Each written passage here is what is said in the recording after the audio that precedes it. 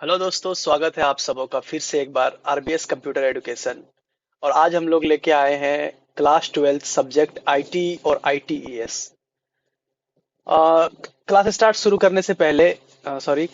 करने से पहले आपको कुछ इन्फॉर्म करना है कि ये आरबीएस कंप्यूटर एजुकेशन का खुद का एक एप्लीकेशन है। आप उसको डाउनलोड करिए। ये जितना भी अभी हम लोग पढ़ेंगे, इसमें जितने भी इंपॉर्टेंट क्वेश्चन सब पढ़ेंगे, इसका पीडीएफ आपको वहां पर मिल जाएगा। आरबीएस कंप्यूटर एजुकेशन एप्लीकेशन, जो कि आप प्ले स्टोर से जाके डायरेक्ट डाउनलोड कर सकते हैं। और उसको यूज करने में अगर आपको कोई भी प्रॉब्लम है, किसी तरह का भी आपको दिक्कत आता है, तो आप इस नंबर से कॉल करिए। यहाँ पे कांटेक्ट नंबर दिया हुआ है, आप इस नंबर पे कांटेक्ट कर सकते हैं। और जो भी इशू आ रहा होगा, आप उसको शेयर करके उसका उसको फिक्स कर सकते हैं। तो आज हम लोग लेके आए हैं बहुत सारा ऑब्जेक्टिव क्वेश्चन। माफी चाहते हैं कि थोड़ा लाने में लेट हो गया, क्योंकि हम लोगों ने बहुत छानबीन करके बहुत इंपॉर्टेंट सब क्वेश्चन को लाके आपके सामने लेके आए हैं। इसलिए थोड़ा टाइम तो लगता है, और भी बहुत सारा टाइम को मैनेज करके वीडियो बनाना और भी बहुत सारा काम होता है, क्योंकि हम लोग का ऑफलाइन क्लास भी हम लोग प्रोवाइड करते हैं, तो वहाँ पे भी बहुत सारा प्रॉब्लम होता है और सबको। तो इनमें से कुछ क्वेश्चंस का फेज चलेगा। जैसे पहले हम लोग ऑब्जेक्टिव पहले कंप्लीट कर लेंगे, आपके जितने भी इंपॉर्टेंट ऑब्जेक्टिव्स है उसको कवर करेंगे। उसके बाद कुछ इंपॉर्टेंट सब्जेक्टिव्स भी लेंगे, जैसे 5 नंबर में जो आपको 5 मार्क्स में पूछेगा, उस तरह का ऑब्जेक्टिव्स, सॉरी सब्जेक्टिव्स हम लोग कवर करेंगे। तो आप वीडियो के अंत तक बने रहिएगा, क्योंकि अगर आप वीडियो एक बार चालू करते हैं तो उसको अगर आप कंप्लीट नहीं करेंगे तो फिर वो आधा अधूरा रह जाएगा। क्योंकि ये जितना भी क्वेश्चंस है यहाँ पर सारा ही इंपॉर्टेंट क्वेश्चन है। और एक आखिरी चीज कि आप इस वीडियो को शेयर करिए अपने दोस्तों के साथ। और फिलहाल पहले स्टार्ट करते हैं, उसके बाद बीच में हम लोग बातचीत भी करेंगे। तो हम लोग का जो फर्स्ट ऑब्जेक्टिव क्वेश्चन है वो है कि the correct sequence of HTML tags for starting a web page. यानी कि वेब पेज शुरू करने के लिए एचटीएमएल टैग्स का सही क्रम क्या है। तो इसका जो सही आंसर हो जाएगा वो क्या हो जाएगा? एचटीएमएल जो पहला टैग होता है वो क्या होता है? एचटीएमएल, उसके बाद हेड, टाइटल, उसके बाद बॉडी। ठीक है, ये इसका क्या है? ऑर्डर है, इस ऑर्डर में रहना चाहिए। चलिए अगला क्वेश्चन की ओर बढ़ते हैं। Which of the following element is responsible for making the text bold in HTML? यानी एचटीएमएल में कौन सा ऐसा टैग है जिसके मदद से हम लोग क्या कर सकते हैं, टेक्स्ट को बोल्ड कर सकते हैं? तो उसका जो कौन सा टैग इस्तेमाल होता है? बी। कौन सा टैग इस्तेमाल होता है? बी। इस तरह से टैग बनाते हैं, देखिए। ठीक है, 3 नंबर क्वेश्चन में आते हैं। Which of the following tag is use to insert a line break in HTML? यानी लाइन ब्रेक करने के लिए कौन सा टैग का इस्तेमाल करते हैं? तो B R, break. B R से क्या होता है? ब्रेक। ठीक है, इसमें लाइन ब्रेक होता है। जैसे एक लाइन लिख रहे हैं और उसको ब्रेक करना है लाइन को, तो उसमें कौन सा टैग इस्तेमाल करेंगे? बी आर वाला। चलिए अगला क्वेश्चन की तरफ बढ़ते हैं। 4 नंबर क्वेश्चन में देखते हैं क्या है। How to create an unordered list? Unordered list को कैसे क्रिएट करेंगे in H T M L? क्या, किस चीज में? एच टी एम एल में अनऑर्डर्ड लिस्ट को क्रिएट करने के लिए क्या करना पड़ता है? तो कौन सा टैग इस्तेमाल करते हैं हम लोग? इसका ऑप्शन नंबर क्या हो जाएगा? देखिए, इसमें से फंसाने के लिए आपको क्या क्या दिया हुआ है। यू एल दिया हुआ है, ओ एल दिया हुआ है, एल आई दिया हुआ है, आई दिया हुआ है। तो उसमें से जो राइट आंसर हो जाएगा, जो परफेक्ट आंसर है, वो क्या है? यू एल का टैग हम लोग इस्तेमाल करते हैं अनऑर्डर्ड लिस्ट को क्रिएट करने में। ठीक है, चलिए 5 नंबर क्वेश्चन में आते हैं, देखते हैं क्या है। How to create an ordered list? Ordered list create करने के लिए कौन सा टैग का इस्तेमाल होता है एचटीएमएल में? तो इसका जो राइट आंसर है वो क्या हो जाएगा? Option number B. यानी टैग कौन सा इस्तेमाल कर रहे हैं? ओ एल वाला टैग इस्तेमाल हो रहा है यहाँ पे। 6 नंबर क्वेश्चन में आते हैं कि how to insert an image in HTML? HTML में अगर आपको इमेज इंसर्ट करना है तो आपको क्या करना पड़ेगा? तो आपके पास ऑप्शंस है, जैसे कि यहाँ पर टैग बनाया गया है किसका? IMGHREF। और उसके बाद जो सा इमेज आपका जिस टैग से आप उसको सेट किए हुए वो वहां पे यहाँ पे लिखना पड़ता है। उसी तरह से अगला ऑप्शन दिया हुआ है, ये भी देख लीजिए। तो इसका जो सही आंसर हो जाएगा वो क्या हो जाएगा? इमेज एसआरसी, यानी सोर्सेस होता है एसआरसी का फुल फॉर्म। तो इमेज एसआरसी, और उसके बाद जो भी उसका टैग है वो यहाँ पे लिख दीजिए। उसके बाद आपका जो है इमेज उसमें इंसर्ट हो जाएगा, किस चीज में? एचटीएमएल में। तो आपका जो राइट आंसर है वो क्या हो जाएगा? तो यहाँ पे देखिए, ये जो लिखा हुआ ये थोड़ा सा टाइप एरर है, लेकिन जो इसका सही आंसर है ये है, तो इसको आप देख लीजिएगा। ठीक है, 7 नंबर क्वेश्चन की ओर बढ़ते हैं, देखते हैं क्या लिखा हुआ है। पहले निम्नलिखित में कौन सा पाइथन फाइल का सही एक्सटेंशन है, यानी कि पाइथन फाइल का एक्सटेंशन नेम, यानी कभी भी आप पाइथन फाइल को सेट करते हैं या सेव करते हैं तो उसमें एक्सटेंशन नाम ढूंढता है, तो उसमें एक्सटेंशन नाम आपको देना पड़ता है, तो उसका पाइथन का एक्सटेंशन नेम क्या होता है, तो डॉट पी वाई उसका सही आंसर हो जाएगा, डॉट पी वाई। ठीक है, चलिए अगला क्वेश्चन, 8 नंबर क्वेश्चन देखते हैं। निम्नलिखित में से कौन सा ऑपरेटर ए से घात बी के लिए सही विकल्प है? इसको इंग्लिश में देखते हैं क्या लिखा हुआ है। Which of the following operators is used is the correct option for a to the power b? A to the power b के लिए कौन सा सिंबल आप यूज करते हैं इसमें टैग में? ठीक है, तो ये इसका सही आंसर है। इस तरह से आप इसको आप क्रोम पे भी देख सकते हैं, अगर आपको कभी ए टू द पावर बी लिखना है या 2 पे पावर 4 लिखना है तो इसको किस तरह से आप लिख सकते हैं, ए देके ये वाला टैग इस्तेमाल करते हैं, यहाँ पे बीच में देख लीजिए आप, ये वाला सिंबल इस्तेमाल करते हैं और उसके बाद अब जो भी पावर चढ़ाना चाहते हैं उस पर लिख सकते हैं। ठीक है, तो इसका करेक्ट आंसर ये हो जाएगा। यहाँ पर रिपीटेड है तो दोनों ही सही आंसर है, दोनों ही क्या है, सही आंसर है। 9 नंबर में आते हैं, देखते हैं क्या लिखा हुआ है। पाइथन प्रोग्रामिंग लैंग्वेज इनमें से कौन सा प्लेटफॉर्म को सपोर्ट करती है? यहाँ पे कुछ प्लेटफॉर्म्स दिया हुआ है, जैसे विंडो है, एंड्रॉयड है, लिनक्स है, इनमें से कौन से प्लेटफॉर्म को सपोर्ट करता है पाइथन प्रोग्रामिंग लैंग्वेज? तो सारे को ही करता है, विंडोज को भी करता है, एंड्रॉयड को भी करता है, लिनक्स को भी करता है, तो इसका जो सही आंसर हो जाएगा वो क्या हो जाएगा, ऑल ऑफ द एबव। इसका इंग्लिश में क्या लिखा हुआ क्वेश्चन में, Python programming language supports which of this platforms? तो इनमें से कौन से प्लेटफॉर्म को सपोर्ट करती है, तो ऑल ऑफ द एबव। ठीक है, अगला क्वेश्चन 10 नंबर क्वेश्चन देखते हैं क्या लिखा हुआ है। क्या कह रहा है क्वेश्चन कि what is Python that we are learning? Python क्या है जो हम लोग सीख रहे हैं? उसका हिंदी में क्या लगेगा, पाइथन क्या है जो हम लोग सीख रहे हैं? इसका कुछ ऑप्शन है आपके सामने। It is a programming language और it is a snake. First option आपके पास क्या है, प्रोग्रामिंग लैंग्वेज। दूसरा क्या है, क्या ये एक स्नेक है? इज इट अ बर्ड, क्या एक बर्ड है, या नन? तो इसका जो सही आंसर हो जाएगा वो क्या हो जाएगा, A, it is a programming language. Python is a programming language. ठीक है, चलिए 11 नंबर क्वेश्चन में हम लोग देखते हैं। सॉफ्टवेयर इंजीनियरिंग का आवश्यकता पड़ती है क्या चीज में? तो आपके पास ऑप्शंस क्या है, फॉर सॉफ्टवेयर मैनेजमेंट, क्या सॉफ्टवेयर मैनेजमेंट के लिए सॉफ्टवेयर इंजीनियरिंग का जरूरत पड़ता है? For better quality, C number option में क्या है, फॉर मैनेजिंग कॉस्ट, या ऑल ऑफ द एबव? तो आपके पास 4 ऑप्शन में से ये तीनों ही ऑप्शन क्या है, करेक्ट ऑप्शन है। फॉर सॉफ्टवेयर मैनेजमेंट के लिए भी होता है, बेटर क्वालिटी के लिए भी होता है, मैनेजिंग कॉस्ट को भी, कॉस्ट को मैनेजमेंट करने के लिए भी सॉफ्टवेयर इंजीनियरिंग इंपॉर्टेंट है। तो इसका जो सही आंसर हो जाएगा वो क्या हो जाएगा, D, all of the above. ICT stands for, ICT का फुल फॉर्म क्या होता है? तो ये सब फुल फॉर्म्स जो होता है वो बहुत इंपॉर्टेंट है, ये सब डायरेक्ट आपको जो है 1 मार्क्स के लिए पूछा जाएगा और डायरेक्ट देखने को मिल सकता है। जो क्वेश्चन हम लोगों ने यहाँ पे लेके आया सारा इंपॉर्टेंट क्वेश्चन है, लेकिन उनमें से कुछ जो फुल फॉर्म वाला सब होता है ये सब कुछ ज्यादा इंपॉर्टेंट हो जाता है। ठीक है, तो ये सब ध्यान देने वाली बात है। और इसमें से आपको इसमें से जरा जरा सा चेंज करके आपको ऑप्शन बना के देगा। जैसे यहाँ पे देखो 4 ऑप्शन में क्या क्या है, इंफॉर्मेशन एंड कम्युनिकेशन टेक्नोलॉजी पहला ऑप्शन हो गया। अगला इंफॉर्मेशन एंड कम्युनिकेशन टर्मिनोलॉजी, अगर कोई बच्चा ध्यान से नहीं पढ़ेगा तो क्या करेगा, उसको टर्मिनोलॉजी और टेक्नोलॉजी में फर्क ही नहीं दिखेगा, क्योंकि वो इंफॉर्मेशन कम्युनिकेशन पढ़ा, चलो जल्दी से लगा देते हैं यही हो जाएगा।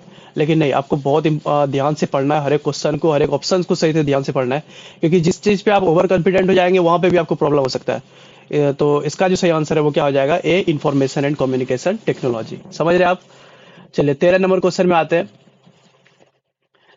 Dash act as an interface between the user and the computer, user और कंप्यूटर के बीच में क्या चीज है जो एज इंटरफेस काम करता है? तो वो क्या है, ऑपरेटिंग सिस्टम। वो क्या चीज है, ऑपरेटिंग सिस्टम। ठीक है, 14 नंबर क्वेश्चन में आते हैं। Software that starts working as soon as we switch on a computer is, यानी क्या कह रहा है कि कंप्यूटर पर स्विच करते ही जो सॉफ्टवेयर काम करना स्टार्ट कर देता है उसका नाम क्या है? ऑप्शंस आपके पास क्या है, रैम है, रोम है, सी में है ऑपरेटिंग सिस्टम, या नन ऑफ द एबव? तो इसका जो सही आंसर है वो क्या है, ऑपरेटिंग सिस्टम। चलिए अगला क्वेश्चन की तरफ बढ़ते हैं, देखते हैं। 15 नंबर क्वेश्चन में हम लोग अब तक 15 नंबर क्वेश्चन तक आ चुके हैं। देखिए यहाँ पर जितना भी क्वेश्चन हम लोगों ने लिया है सारा ही इंपॉर्टेंट क्वेश्चन है, सारा ही वो क्वेश्चन है जो कि कभी ना कभी एग्जाम में एक बार जरूर आ चुका है। तो बहुत हद तक चांस है कि इनमें से आपको 90-95% क्वेश्चन जो है एग्जाम में देखने मिल जाएगा। तो इस वीडियो को बहुत सीरियसली लेना है, एंड तक देखना है और अपने दोस्तों में शेयर करना है। और अगर वीडियो अच्छा लगेगा तो आप लाइक करिए, उसके बाद सब्सक्राइब तो करना ही है आपको, और शेयर करिए जरूर, अपने दोस्तों में शेयर करिए, क्योंकि इसका फायदा जो है हर एक को पहुंचना चाहिए। हर वो स्टूडेंट जो एग्जाम नहीं है उसको तो पहुंचना ही चाहिए। बाकी बाद में और भी अगर आपका दोस्त है, आपका भाई है, तो आप उसको बताइए कि आरबीएस कंप्यूटर एजुकेशन एक ऑनलाइन प्लेटफॉर्म भी है और ऑफलाइन प्लेटफॉर्म भी देता है। तो अच्छे अच्छे फैकल्टी भी है इनके पास, और एक क्वालिटी एजुकेशन आपको यहाँ पर मिलेगा। तो आप जो है ज्वाइन कर सकते हैं, ऑनलाइन के माध्यम से भी ज्वाइन कर सकते हैं और ऑफलाइन भी ज्वाइन कर सकते हैं, ठीक है। और सबसे अफोर्डेबल प्राइस में मिलेगा, आपको बहुत ज़्यादा खर्च करने की ज़रूरत नहीं है। जो एकदम से लो प्राइस होता है जिसमें कि आपका फ़ायदा हो सके, उसके लिए काम करते हैं हम लोग। तो आप ज्वाइन करिए, ठीक है। चलते हैं अगला क्वेश्चन देखते हैं क्या लिखा हुआ है। BIOS यानी बायोस स्टैंड फॉर, क्या इसका फुल फॉर्म क्या होता है?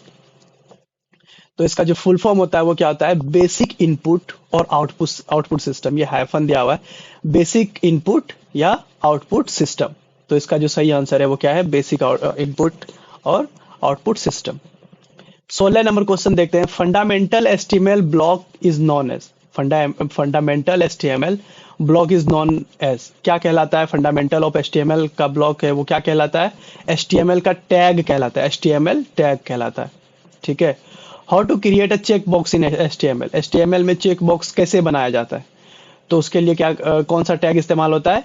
Input type is equal to, इसके बाद डैश में क्या रखना है? Check box. तो क्या था क्वेश्चन 17 नंबर में? How to create check box in HTML. Check box क्या होता है? देखिए, चेक बॉक्स होता है कि जैसे यहाँ पर ऑप्शंस दिया हुआ है, यहाँ पे ऑप्शन लिखा हुआ है A B C करके। तो चेक बॉक्स जो होता है वो स्क्वायर टाइप में एक ब्लैंक मिलेगा आपको, उसी को बोलते हैं चेक बॉक्स। जैसे इस तरह से है, यहाँ पे ए नहीं देके यहाँ पे ए जो ऑप्शन लिखा हुआ है उसको ए हटा के ये ऐसे एक ब्लैंक स्क्वायर टाइप बना दिए। उसके बाद उसी तरह अगला चेक बॉक्स बनाना है तो वो क्या हो गया? इस तरह से। देखिए, ये आपका क्या, इसी को बोलते हैं चेक बॉक्स। तो यहाँ ये भी ऑप्शन हटा दो, इसमें एक ब्लैंक स्क्वायर टाइप एक बनाते हैं, उसको क्या बोलते हैं? Check box. तो आप समझे होंगे चेक बॉक्स किसको कहते हैं। उसको बनाने के लिए कौन सा टैग इस्तेमाल करता है, तो वो आप देख सकते हैं, ऑप्शन नंबर ए उसका करेक्ट आंसर है, ठीक है। 18 नंबर में इनपुट टैग इज, ये जो इनपुट का टैग बनाया हुआ है तो ये कौन कैसा टैग है? तो उसका जो ऑप्शंस दिया हुआ है, अ format tag, an empty tag, all of the above या नन ऑफ द अबव। तो इसका जो सही आंसर है वो क्या है? एन एम्प्टी टैग, ठीक है। 19 नंबर क्वेश्चन देखते हैं।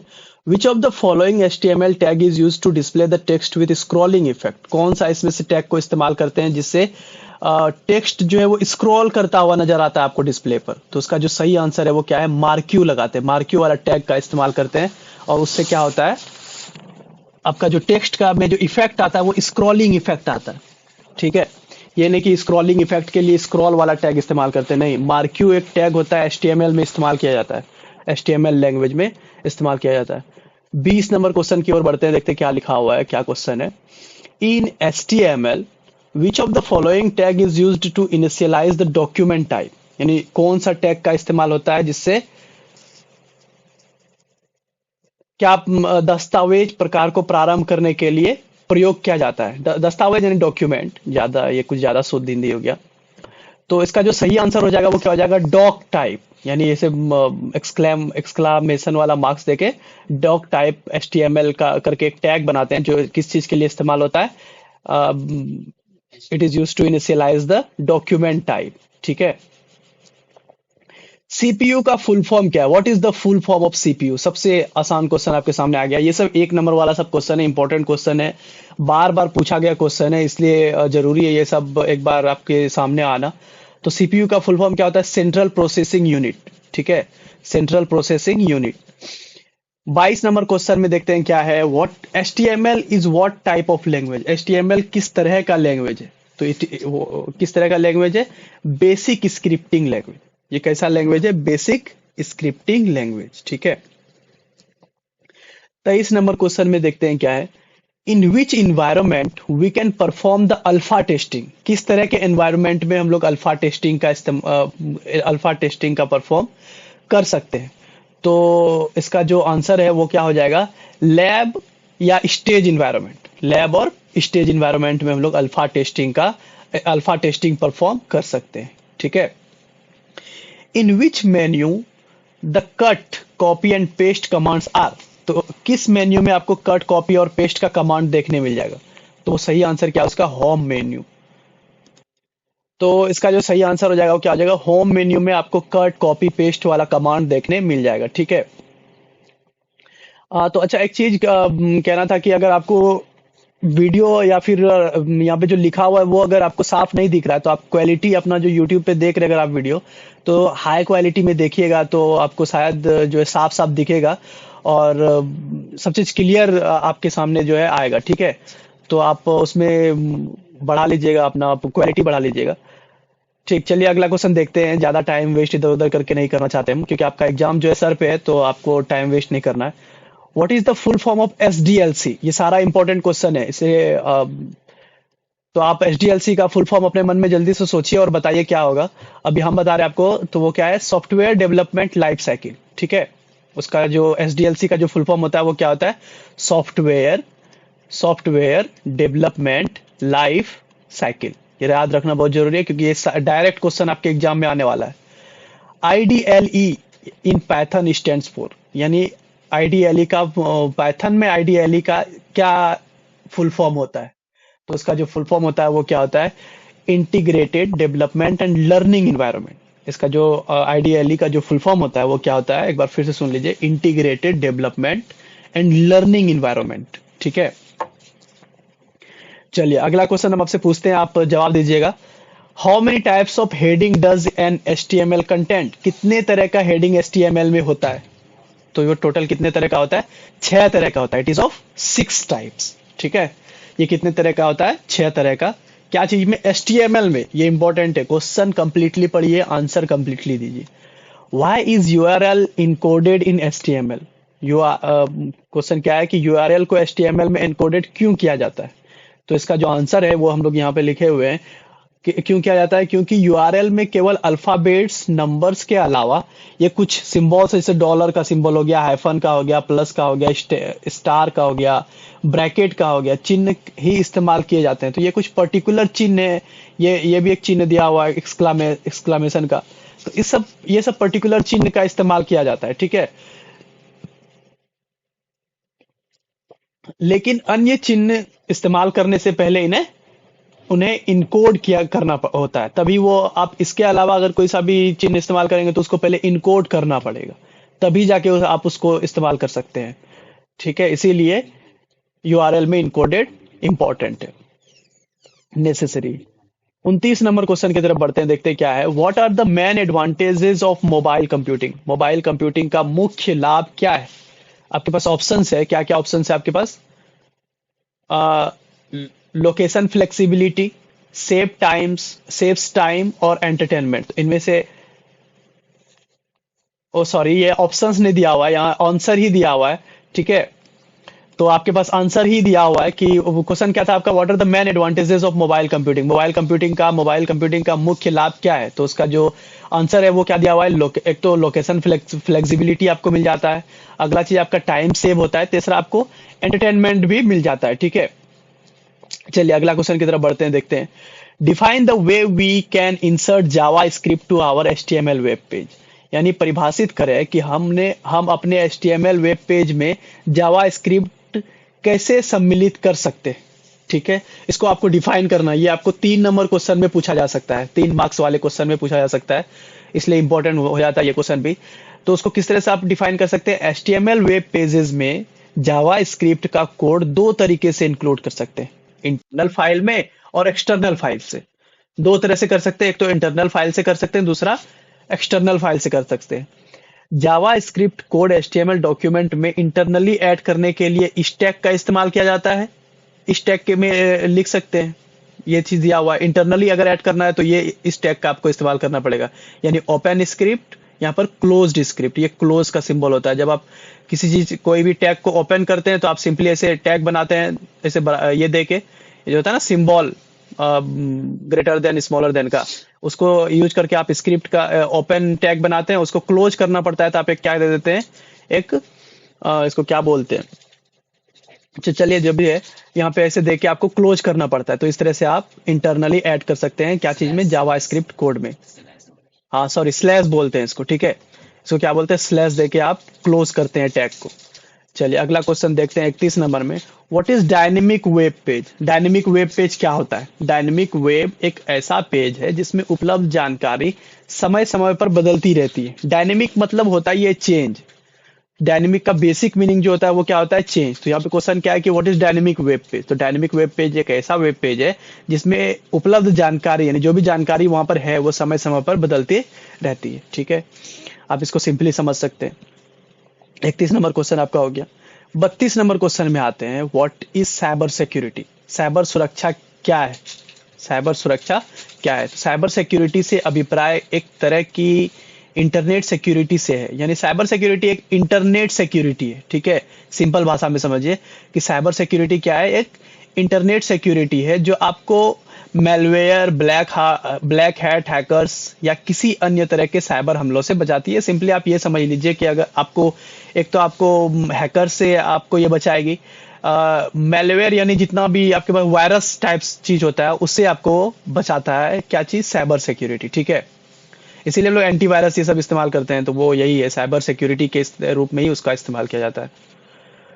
चलिए 33 नंबर क्वेश्चन में देखते हैं क्या है। ये सब सारा ही आपको 3 मार्क्स वाला इंपॉर्टेंट सब क्वेश्चन यहाँ पे उठा के हम लोगों ने लाया है आपके लिए, ठीक है। आप वीडियो कंप्लीट देखिए, और भी इंपॉर्टेंट क्वेश्चंस आपको मिलेगा, और 3 मार्क्स के बाद 5 मार्क्स की तरफ हम लोग बढ़ेंगे। वो भी सारा इंपॉर्टेंट क्वेश्चंस होंगे आपके लिए, जो कि आपको एग्जाम में डायरेक्ट देखने को मिलेगा। और एक बार फिर बता देते हैं हम कि इसका अगर आपको पीडीएफ चाहिए तो आप आरबीएस कंप्यूटर एजुकेशन ऐप है जो प्ले स्टोर से आप डाउनलोड करके वहां से आपको पीडीएफ ये फ्री में अवेलेबल है। फ्री में अवेलेबल है, और वहां से जाके डाउनलोड करिए और खूब प्रैक्टिस करके जो है एग्जाम में मैक्सिमम मार्क्स उठाइए। जितना मेहनत हम लोग कर रहे हैं उससे डबल मेहनत आपको करना पड़ेगा, इसलिए हम लोग केवल आपको सोर्स दे रहे हैं, ठीक है। और ताकि आप इजीली कोई भी चीज अवेल कर सको, तो आपको इजीली जो है ऐप पर मिल जाएगा, आरबीएस कंप्यूटर एजुकेशन ऐप। वहां से आप डाउनलोड करिए, पीडीएफ डाउनलोड करिए, प्रैक्टिस करिए और जाके एग्जाम दीजिए। उसके बाद कमेंट करके बताइए कितना क्वेश्चन आया था और क्या फायदा हुआ इस वीडियो को देखकर, ठीक है। चलिए फिलहाल हम लोग 33 नंबर क्वेश्चन की तरफ बढ़ते हैं। 33 नंबर क्वेश्चन क्या कह रहा है कि describe framework and tool for mobile application development. Mobile application development के लिए फ्रेमवर्क और टूल को डिफाइन करिए, ठीक है। तो सबसे पहले यहाँ पर फ्रेमवर्क देके उसको डिफाइन किया जा रहा है, देखिए कैसे। फ्रेमवर्क क्या है, ये एक सॉफ्टवेयर डिजाइनिंग टूल होता है जो कि बहुत सारे एक्सपीरियंस डेवलपर के द्वारा बनाया गया है, ठीक है। फ्रेमवर्क क्या है, एक सॉफ्टवेयर डिजाइनिंग टूल है जो बहुत सारे एक्सपीरियंस डेवलपर्स के द्वारा बनाया गया है। इसका उपयोग सॉफ्टवेयर एप्लीकेशन, वेब एप्लीकेशन और मोबाइल एप्लीकेशन डेवलप करने के लिए किया जाता है, ठीक है।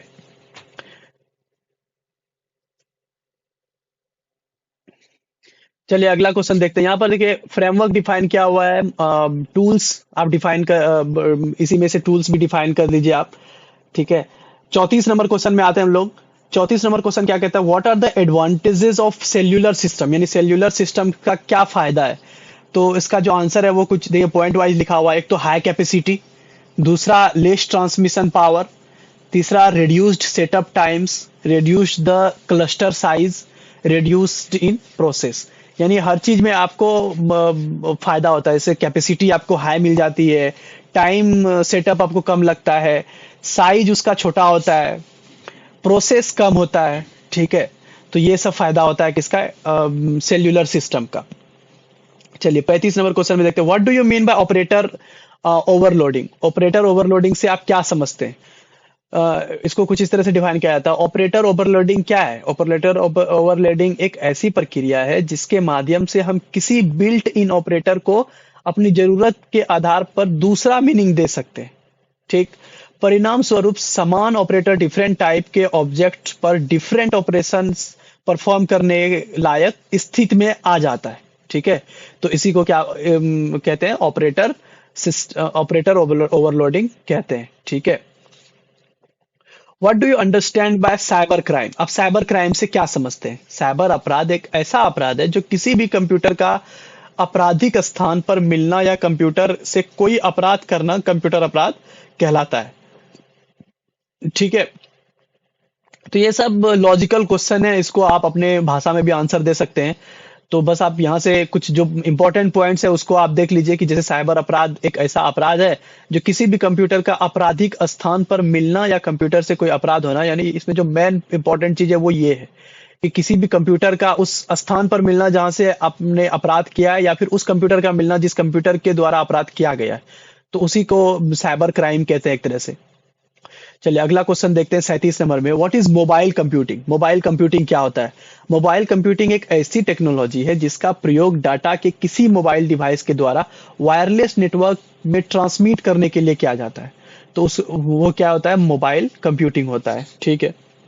What are the features of Python? Python के कुछ फीचर्स क्या क्या है? एक तो इजी टू कोड, यहाँ पे कोडिंग करना आसान होता है पाइथन में। दूसरा फ्री एंड ओपन सोर्स, इसका सोर्सेज बहुत ज्यादा अवेलेबल है तो ये फ्री भी है। तीसरा है object oriented language, object oriented language तीसरा चीज हो गया। चौथा है हाई लेवल लैंग्वेज, लैंग्वेज का लेवल भी वहां पर बहुत अच्छा है, बहुत हाई है। 5 नंबर इंटरप्रेटेड लैंग्वेज, यानी बहुत ज्यादा लैंग्वेज जो कि आपको समझ में आएगा। ठीक है, कोई भी ऐसा बहुत ज्यादा कोडिंग भाषा वहां पर नहीं है, आपको कोडिंग भाषा है लेकिन आपको समझने वाला है, कंसेप्चुअल बहुत ज्यादा है, इसलिए पाइथन का ये कुछ फीचर्स है जो आप यहाँ से देख सकते हैं। ठीक है, 39 क्वेश्चन की तरफ बढ़ते हैं। कंप्यूटर वायरस क्या है? What is computer virus? तो कंप्यूटर वायरस क्या है? एक छोटा सॉफ्टवेयर प्रोग्राम है जिसे आपके कंप्यूटर के ऑपरेशन को और कंप्यूटर डाटा को डिलीट करने या फिर हानि पहुंचाने के लिए बनाया गया है। तो कंप्यूटर वायरस क्या है कि इससे आपके कंप्यूटर में जो भी डाटा है उसको हानि पहुंचाने के लिए बनाया जाता है, तो वो बनाते हैं कंप्यूटर वायरस, उसको कहते हैं कंप्यूटर वायरस। ठीक है। अगला क्वेश्चन है what is black box testing? Black box testing किसको कहते हैं? Black box black box testing software testing की एक तकनीक है जिसमें सॉफ्टवेयर की फंक्शनैलिटी यानी कार्य क्षमता को टेस्ट किया जाता है। ठीक है। इसमें टेस्टर को सॉफ्टवेयर के इंटरनल स्ट्रक्चर की नॉलेज नहीं होती है। इसमें क्या होता है? सॉफ्टवेयर इसमें टेस्टर को जो होता है कि इंटरनल स्ट्रक्चर के बारे में कोई भी अता पता नहीं होता है, इसीलिए ब्लैक बॉक्स टेस्टिंग को बनाया जाता है उसे टेस्ट करने के लिए। ठीक है। अगला क्वेश्चन देखते हैं। चलिए अब समझते हैं सॉफ्टवेयर इंजीनियरिंग क्या होती है। सॉफ्टवेयर इंजीनियरिंग यहाँ से आपको बहुत सारे क्वेश्चन एग्जाम में देखने को मिलते हैं। यहाँ से आपको बायलिंगुअल मिलेगा, इंग्लिश में मिलेगा और हिंदी में मिलेगा। तो देखिए सॉफ्टवेयर इंजीनियरिंग बेसिकली जो है दो पार्ट से मिलकर बना है। पहला होता है एक सॉफ्टवेयर, दूसरा होता है आपका इंजीनियरिंग। तो सॉफ्टवेयर क्या होता है? बेसिकली सॉफ्टवेयर क्या होती है? बहुत सारे प्रोग्राम का एक समूह होता है। ठीक है, बहुत सारे प्रोग्राम का क्या होता है? कलेक्शन होता है, उसी को हम लोग बोलते हैं सॉफ्टवेयर। बेसिकली सॉफ्टवेयर जो होती है वो आपका 3 टाइप के होते हैं। कितने टाइप के होते हैं? 3 टाइप के होते हैं। पहला आपका होता है सिस्टम सॉफ्टवेयर, दूसरा आपका होता है एप्लीकेशन सॉफ्टवेयर और तीसरा आपका होता है यूटिलिटी सॉफ्टवेयर। ठीक है, तो सिस्टम सॉफ्टवेयर क्या होता है? सिस्टम सॉफ्टवेयर ऐसा सॉफ्टवेयर होता है जो पूरे कंप्यूटर को एक सिस्टमेटिक रूप से जोड़ के रखता है। जैसे सपोज दैट आपका घर है, आपके घर में आपके जो गार्जियन है वो गार्जियन आपके घर को पूरे सिस्टमेटिक रूप से उसको चला रहे हैं। अब सपोज दैट कंप्यूटर की बात करें तो कंप्यूटर में जैसे कीबोर्ड हो गया, माउस हो गया, यूएसबी हो गया, हार्ड डिस्क हो गया, ये सारे को क्या करता है? ये जोड़ के रखता है। ठीक है, सिस्टम सॉफ्टवेयर। अब सिस्टम सॉफ्टवेयर में ऑब्जेक्टिव क्वेश्चन में देगा कि इसका एग्जांपल कौन सा होगा, तो आपका सिस्टम सॉफ्टवेयर के अंदर आपका हो जाएगा ऑपरेटिंग सिस्टम। सिस्टम सॉफ्टवेयर का एग्जाम्पल हो जाएगा बायोस, जैसे आप ऊपर में देखे हैं। उसके बाद तीसरा आपका हो जाएगा GUI। ठीक है, ये सारे आपका ऑपरेटिंग सिस्टम है। और एप्लीकेशन सॉफ्टवेयर जितनी भी आप अपने मोबाइल फोन में प्ले स्टोर से जितनी भी ऐप है वो सब आपका एप्लीकेशन है। और यूटिलिटी तीसरा जो होता है वो सॉफ्टवेयर होता है जो कि कंप्यूटर चलाते चलाते क्या होती है पूरा वायरस आ जाती है कभी कभी इंटरनेट के थ्रू, या अपना मोबाइल कंप्यूटर में जैसे हम लगाते हैं या फिर अपना USB लगाते हैं तो वायरस वगैरह अगर मोबाइल में हो तो कंप्यूटर में चल जाता है। अगर वो वायरस आ जाए तो उस वायरस को खत्म करने के लिए हम लोग एंटीवायरस यूज करते हैं, वो होती है यूटिलिटी सॉफ्टवेयर। ठीक है, और उसके बाद दूसरा इसमें था इंजीनियरिंग। देखिए इंजीनियरिंग क्या होती है? इंजीनियरिंग बेसिकली एक साइंटिफिक वर्ड है, यानी वैज्ञानिक सिद्धांतों और विधियों का प्रयोग करके हम लोग क्या करते हैं? प्रोडक्ट को डेवलप करते हैं। तो हम कह सकते हैं कि software engineering is a process in which user needs are analysed and software is created based on this needs. मतलब सॉफ्टवेयर इंजीनियरिंग क्या है? एक प्रक्रिया है जिसमें यूजर की जरूरतों को एनालाइज किया जाता है। जैसा आप सॉफ्टवेयर बनवाना चाहते हैं वो आप उसको बोलते हैं, वो उस चीज को क्या करते हैं, एनालाइज करते हैं और उनके आधार पे आपको सॉफ्टवेयर बना के देगा। सपोज दैट आपको जो एप्लीकेशन आपके प्ले स्टोर पे जो आरबीएस कंप्यूटर एजुकेशन के नाम से है, वो क्या है, वो एप्लीकेशन जैसे जैसे हमने बोला उस टाइप से वो जो सॉफ्टवेयर डेवलपर है उन्होंने वो सॉफ्टवेयर को डेवलप करके दिया। ठीक है, ऐसे समझ लीजिए, ये समझ लीजिए, इसको याद रख लीजिएगा, ये भी आपको 2 नंबर या 3 नंबर में पूछेगा। ठीक है, नेक्स्ट क्वेश्चन की ओर बढ़ते हैं कि why you need software engineering. ठीक है, तो भाई क्या जरूरत पड़ी इसको, क्यों जरूरत पड़ी सॉफ्टवेयर इंजीनियरिंग की। देखिए भाई, सॉफ्टवेयर इंजीनियरिंग की जरूरत इसलिए पड़ी क्योंकि बड़े बड़े जो सॉफ्टवेयर होती है इसको मैनेज करने के लिए, स्केबिलिटी ज्यादा स्केलेबिलिटी के लिए हो गया। ठीक है, कॉस्ट को मैनेज करने के लिए, ये सारी चीज के लिए किया जाता है। तो ऐसे लिखा हुआ है, इसको अच्छे तरीके से देख लीजिएगा। नेक्स्ट क्वेश्चन की ओर बढ़ जाते हैं। नेक्स्ट क्वेश्चन कहता है सॉरी, इसका कैरेक्टरिस्टिक्स ऑफ सॉफ्टवेयर इंजीनियरिंग, इसकी विशेषताएं क्या क्या है। भाई देखिए, सब चीज की विशेषताएं होती है, आप लोगों की कुछ ना कुछ विशेषताएं होगी। किसी का हमेशा लाफिंग, हमेशा मुस्कुराते रहेगा, वो भी एक तरह की विशेषता है। तो सॉफ्टवेयर इंजीनियरिंग की विशेषता क्या है, सबसे पहली बात तो स्केबिलिटी। ठीक है, उसके बाद आपका कॉस्ट हो जाएगा, उसके बाद डायनेमिक नेचर है। ठीक है, उसके बाद क्वालिटी मैनेजमेंट है। मतलब अगर आपको लिखने के लिए बोलेगा तो कहने का मतलब यह है कि यदि हम कोई भी सॉफ्टवेयर का निर्माण साइंटिफिक और इंजीनियरिंग कंसेप्ट के आधार पर करते हैं तो नए सॉफ्टवेयर को बनाना आसान होता है। सपोज दैट कोई बाहर में काम करने के लिए गया है, अब उसका 5 साल का अनुभव है, वो अगर घर में काम करेगा तो उसको कोई दिक्कत नहीं होगा, आराम से वो बना देगा घर को। ठीक है, इस टाइप से। उसके बाद कॉस्ट की क्या होती है इसमें, कम कर सकते हैं। मतलब आप क्या कर सकते हैं, सॉफ्टवेयर इंजीनियरिंग की मेथड को फॉलो करके आप इसकी कॉस्ट को भी कम कर सकते हैं। तो बहुत सारे टाइप इसका दिया हुआ है। ठीक है, तो इसको आप अच्छे तरीके से देख लीजिएगा। अब नेक्स्ट क्वेश्चन है, ये बहुत इंपॉर्टेंट क्वेश्चन है, एसडीएलसी। जैसे आपको ऑब्जेक्टिव क्वेश्चन में ऊपर में एमसीक्यू में यानी ऑब्जेक्टिव में देखा था कि एसडीएलसी का पूरा नाम क्या होता है। तो एसडीएलसी का पूरा नाम होता है सॉफ्टवेयर डेवलपमेंट लाइफ साइकिल। तो क्या होती है सॉफ्टवेयर डेवलपमेंट लाइफ साइकिल। देखिए, सॉफ्टवेयर डेवलपमेंट लाइफ साइकिल का मतलब ये होता है कि किसी भी सॉफ्टवेयर को डेवलप करने में जो स्टेप फॉलो पूरी की जाती है उसी को हम लोग क्या बोलते हैं, सॉफ्टवेयर डेवलपमेंट लाइफ साइकिल। इसके कुछ फेज है, प्लानिंग है, एनालिसिस है, सिस्टम डिजाइन है, इम्प्लीमेंटेशन है, उसके बाद मेंटेनेंस। ये सारी चीज क्या होती है हम आगे चल के देखते हैं। चलिए समझते हैं करके यहाँ से।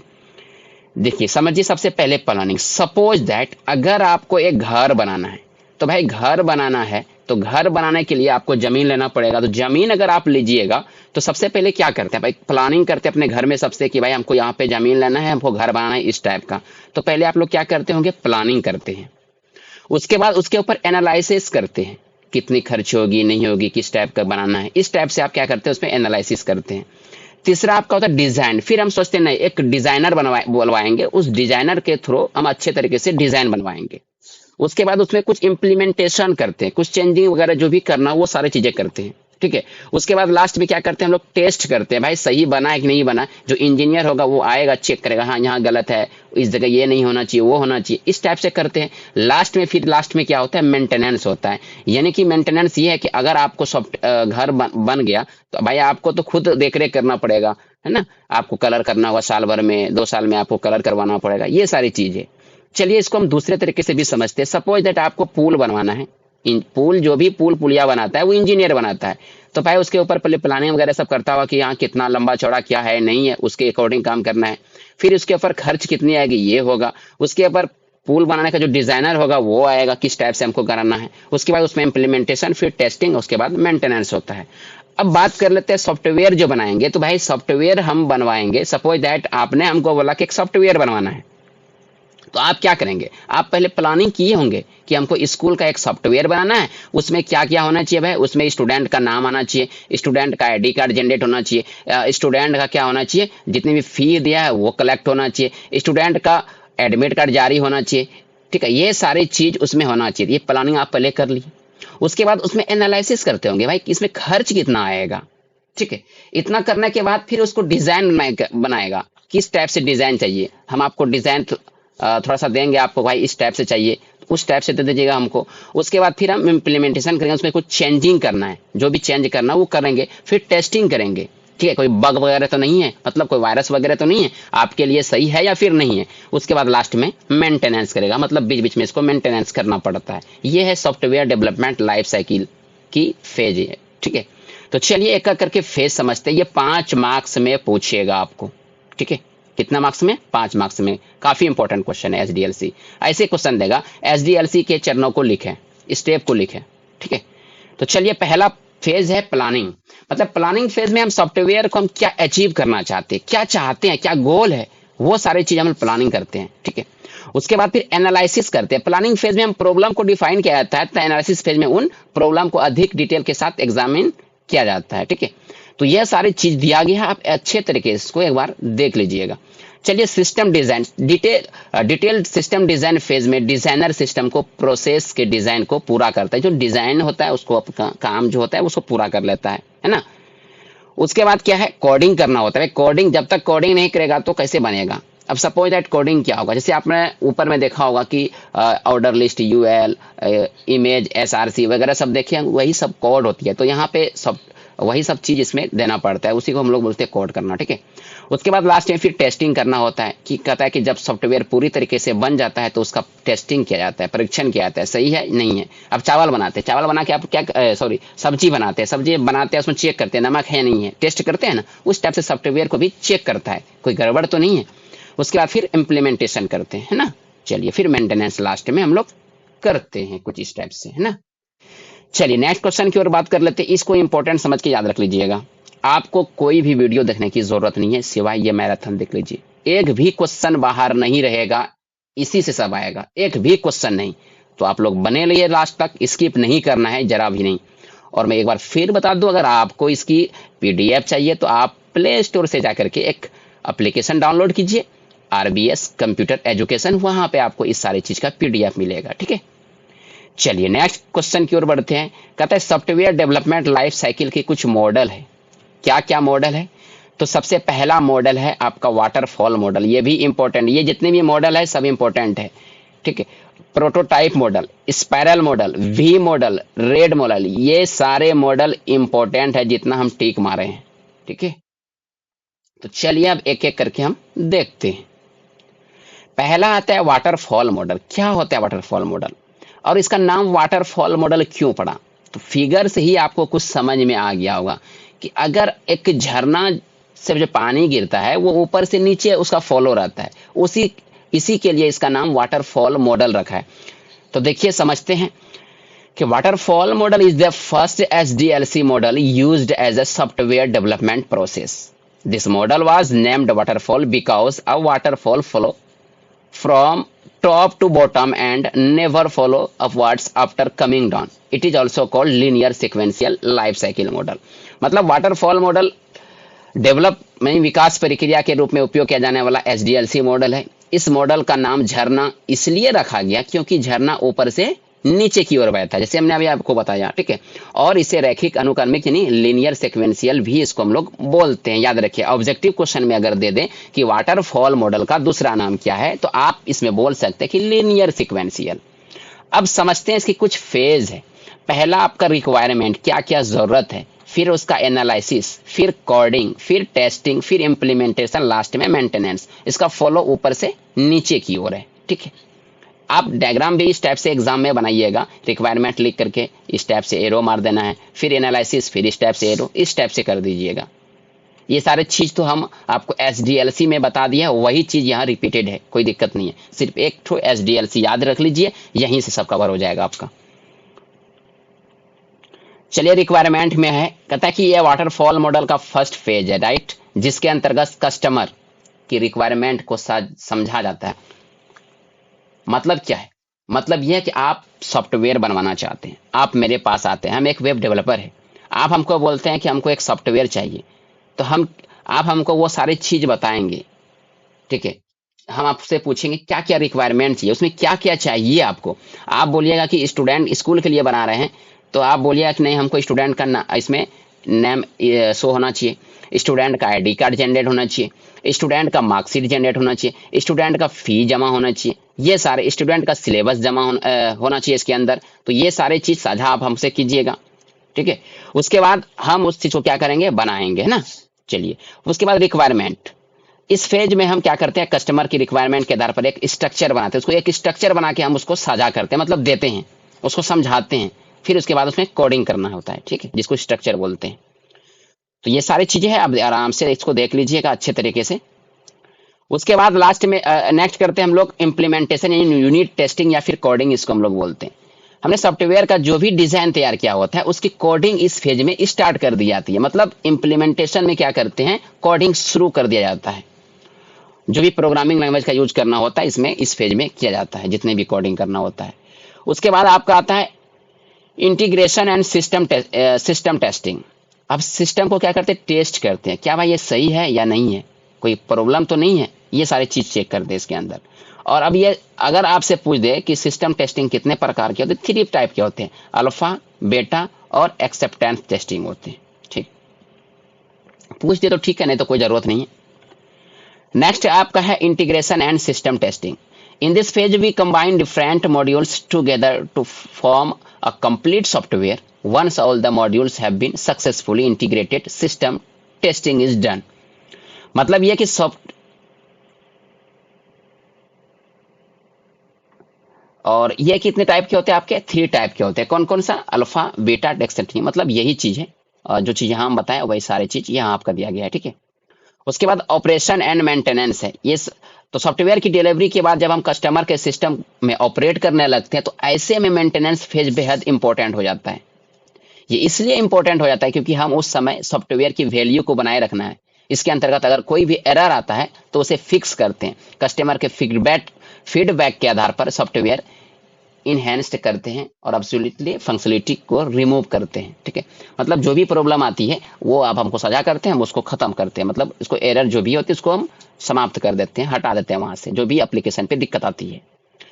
उसके बाद इसके कुछ एडवांटेज है कि ये वाटरफॉल मॉडल सरल और समझने में आसान होते हैं। इसकी जरूरत है नहीं, आपको ये पूछेगा नहीं। बाकी एक बार देख लीजिए, अगर बाय चांस दे दिया तो दिक्कत है, तो इसलिए आप इसको भी एक मरतबा देख लीजिएगा। चलिए आगे बढ़ते हैं। आगे है आपका डिसएडवांटेज भी है, हमने डिसएडवांटेज भी आपको दे दिया है, यहाँ पे अच्छे तरीके से इसको देख लीजिएगा। कुछ क्वेश्चन है इसका वीवीआई समझ के कि वाटरफॉल मॉडल को कब पेश किया, मतलब डेवलप कब किया। तो 1970 में किया था। किसने किया था, विंस्टन डब्ल्यू रॉयस के द्वारा इसको डेवलप किया गया था। वाटरफॉल मॉडल में कितने फेज होते हैं भाई, इसके अंदर 5 फेज होते हैं। Requirements analysis, design, implementation, unit testing, integration and system testing और ऑपरेशन एंड मेंटेनेंस। ये सारी चीजें 5 होती है। चलिए आप समझते हैं प्रोटोटाइप मॉडल क्या होती है। प्रोटोटाइप मॉडल देखिए, प्रोटोटाइप मॉडल एक सॉफ्टवेयर डेवलपमेंट मॉडल है। इसमें एक्चुअल सॉफ्टवेयर को बनाने से पहले उसका एक प्रोटोटाइप बनाया जाता है। उसके बाद प्रोटोटाइप का मूल्यांकन किया जाता है, किस टाइप का चाहिए उस टाइप से उसको बना के दिया जाता है, फिर इसका मूल्यांकन किया जाता है ना। ठीक है, उसके बाद जैसे सपोज दैट समझ लीजिए कि मान लीजिए एक क्लाइंट आपके पास अपने कुछ रिक्वायरमेंट के साथ सॉफ्टवेयर बनाने के लिए आता है, लेकिन उसकी जो रिक्वायरमेंट है वो पूरी तरीके से क्लियर नहीं होता है।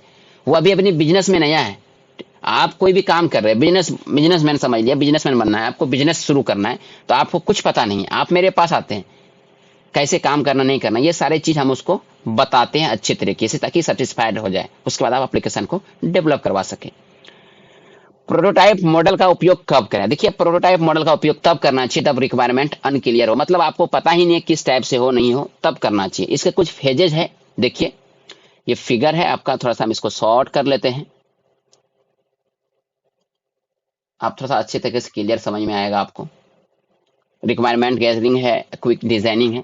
अगर डायग्राम बन जाए तो बहुत बेहतर है, नहीं तो कोई बात नहीं, आप लिख दीजिएगा, यही काफी है आपके लिए।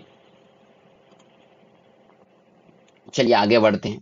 कुछ एडवांटेज वगैरह सब है कि क्लाइंट को क्विक फीडबैक प्राप्त होते हैं जिसमें बेटर सॉफ्टवेयर बिल्ड करने में मदद करती है। फिर है क्लाइंट को सॉफ्टवेयर का वर्किंग मॉडल प्रदान किया जाता है, उससे ओवरऑल आइडिया मिल जाता है किस टाइप का चाहिए नहीं चाहिए, ये सारी चीजें हैं।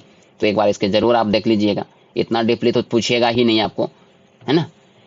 चलिए आगे बढ़ जाते हैं। अब आता है what is spiral model. Spiral नाम क्यों पड़ा, कारण है स्पाइरल मतलब इस टाइप से, इसी को हम लोग बोलते हैं स्पाइरल। ये देखिए इस टाइप से। तो चलिए आगे हम देख लेते हैं। यहाँ पे स्पाइरल मॉडल एक सॉफ्टवेयर डेवलपमेंट प्रोसेस मॉडल है। इस मॉडल को इटरेक्टिव और वाटरफॉल मॉडल दोनों की ही विशेषताएं होती है। ऐसे प्रोजेक्ट जो लार्ज और कॉम्प्लेक्स हो वहां पर इस मॉडल का उपयोग करते हैं। Means spiral model is a software development process model. This model has characteristics of both iterative and waterfall models. This model is used in project which are large and complex. जो भी बड़े बड़े software होते हैं उसको करने के लिए हम इसका यूज करते हैं। चलिए अब देखिए, यही है स्पाइरल मॉडल, देख रहे हैं ना, घुमावदार टाइप का है। इसमें 4 फेज है, एक यहाँ हो गया, 2 3 और एक 4, ये चारों फेज इसके अंदर है। अब कब करना चाहिए इसका? तो देखिए, इसका यूज हम कब करते हैं, यह मॉडल लार्ज प्रोजेक्ट के लिए उपयुक्त है। बड़ा बड़ा सॉफ्टवेयर को बनाना है, प्रोजेक्ट बनाना है, तब इस मॉडल का यूज करते हैं। इस मॉडल का उपयोग वहां करें जब रिस्क और कॉस्ट का मूल्यांकन करना महत्वपूर्ण हो, ठीक है, बहुत दिक्कत हो, वहां पे करना है, ठीक है। फिर सॉफ्टवेयर जब कस्टमर अपनी रिक्वायरमेंट को अच्छे तरीके से नहीं समझ पा रहे हैं, तब फिर इस मॉडल का यूज करना है। समझ गए? चलिए अब आगे बढ़ जाते हैं।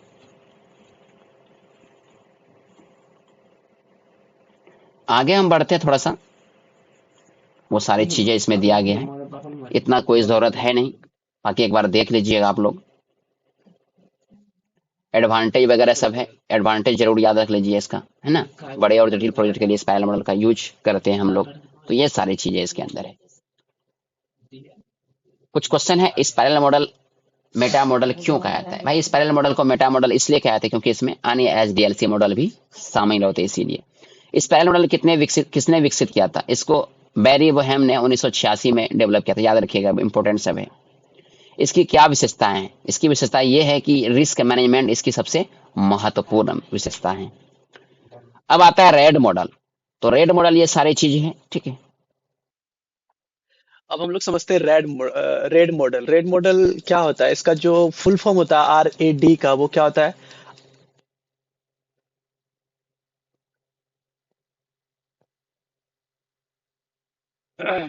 तो इसका जो फुल फॉर्म होता है वो क्या होता है? Rapid application development model.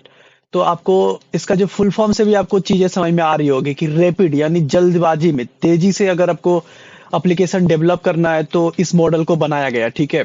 इसमें होता क्या है कि इसमें होता क्या है कि चीजों को अलग अलग हिस्सों में बांट दिया जाता है, यानी छोटे छोटे चीजों को अलग अलग हिस्से में बांट दिया जाता है और सब पे पैरेलली काम किया जाता है। सब चीज पे अलग अलग मॉड्यूल पे, छोटे छोटे मॉड्यूल पे अलग अलग तरह से काम किया जाता है और सबको एट द एंड इंटीग्रेट किया जाता है और एक कंप्लीट प्रोडक्ट बनाया जाता है। और उसी को क्या बोलते हैं? रेड मॉडल बोलते हैं। ये इसमें इसमें अगर आप देखेंगे कि इवेंचुअली क्या बोलना चाह रहा है रेड मॉडल के द्वारा, इसमें अलग अलग मॉड्यूल में, छोटे छोटे मॉड्यूल में चीजों को बांट देता है पहले, और उसमें अलग अलग टीम पैरेलली हर एक मॉड्यूल पे काम करता है और उसके बाद अंत में उसको मिला के एक कंप्लीट प्रोडक्ट बनाता है। तो उसी को बोलते हैं रेड मॉडल, ठीक है। इसका जो खास बात है वो क्या है कि इसमें टाइम पीरियड बहुत कम है। इस मॉडल के द्वारा अगर सॉफ्टवेयर डेवलप किया जाता है तो उसमें टाइम बहुत कम लगता है। So the main important thing about RAD model is it takes very short period of time, ठीक है। मिनिमम इसमें 60 से 90 दिन तक का टाइम लगता है जिसके अंदर में आपको एक सॉफ्टवेयर डेवलप करके दे दिया जाएगा। इस मॉडल को 1980 में IBM द्वारा इंट्रोड्यूस किया गया था। तो ये भी याद रखना बहुत जरूरी है कि कब इसको किसके द्वारा इंट्रोड्यूस किया गया था। 1980 में। ये ऑब्जेक्टिव टाइम में आपको पूछ सकता है कि कब इसका डेवलपमेंट हुआ और कौन सा ऐसा कंपनी था जो इसको इंट्रोड्यूस किया फर्स्ट टाइम। तो IBM था जिसने इसको इंट्रोड्यूस किया था, ठीक है। उसी चीज को यहाँ पर इंग्लिश में लिख के दे दिया आप लोगों के लिए। होता क्या है रेड मॉडल में, क्या क्या होता है कि business modelling, data modelling, process modelling, application modelling, ये सारा अलग अलग चीज पर एक पैरेलली काम किया जाता है छोटे छोटे हिस्सों में। जैसे बिजनेस मॉडलिंग को के ऊपर काम किया जाएगा, डेटा मॉडलिंग के ऊपर काम किया जाएगा, प्रोसेस मॉडलिंग के ऊपर काम किया जाएगा, और इन सब चीज को इंटीग्रेट करके एक पर्टिकुलर चीज बनाया जाता है। जो भी प्रोडक्ट आता है वो बहुत कम दिनों में आपको मिल जाता है। यानी जो भी आप सॉफ्टवेयर बनाना चाहते हैं, जिस हिसाब से आपका जो भी कंटेंट है, उसको जिस तरह से भी आप बनाना चाहते हैं उसको एक शॉर्ट पीरियड ऑफ टाइम में बनाने के लिए इस मॉडल का इस्तेमाल किया जाता है। और इसको किसके द्वारा इंट्रोड्यूस किया गया था? IBM के द्वारा 1980 में इंट्रोड्यूस किया गया था। इसका फुल फॉर्म क्या होता है वो ये सब इंपॉर्टेंट चीजें जो अभी हम बोले, कुछ की पॉइंट है रेड मॉडल के बारे में।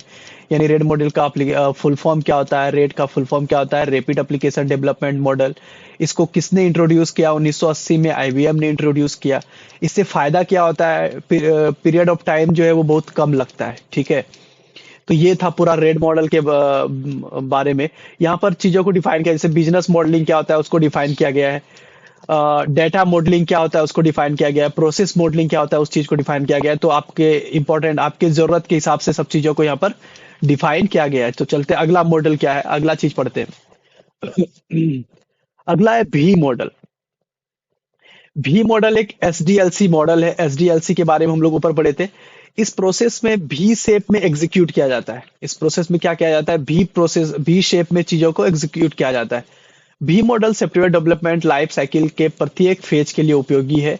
ये सॉफ्टवेयर डेवलपमेंट में इसका भी मॉडल का भी इस्तेमाल क्या चीज के लिए किया जाता है, सॉफ्टवेयर डेवलपमेंट के लिए किया जाता है। भी मॉडल जो है वो वाटरफॉल मॉडल का एक्सटेंशन है, यानी वाटरफॉल मॉडल को ही लेकर उसको एक्सटेंड करके, यानी उसी चीज को थोड़ा बढ़ा चढ़ा के आपके सामने पेश किया गया था, किया जाता है, उसी को क्या बोलते हैं, भी मॉडल बोलते हैं। ठीक है। इसका अर्थ ये हुआ कि सॉफ्टवेयर डेवलपमेंट के प्रत्येक फेज के लिए एक टेस्टिंग फेज होता है, यानी हर एक अलग अलग फेज के लिए एक टेस्टिंग फेज होता है। उसमें भी मॉडल का अच्छा खासा इस्तेमाल देखने मिलता है। भी मॉडल को वेरिफिकेशन तथा वैलिडेशन मॉडल भी कहते हैं। भी मॉडल को इस दो नाम से भी, और भी दो नाम से जानते हैं। क्या क्या?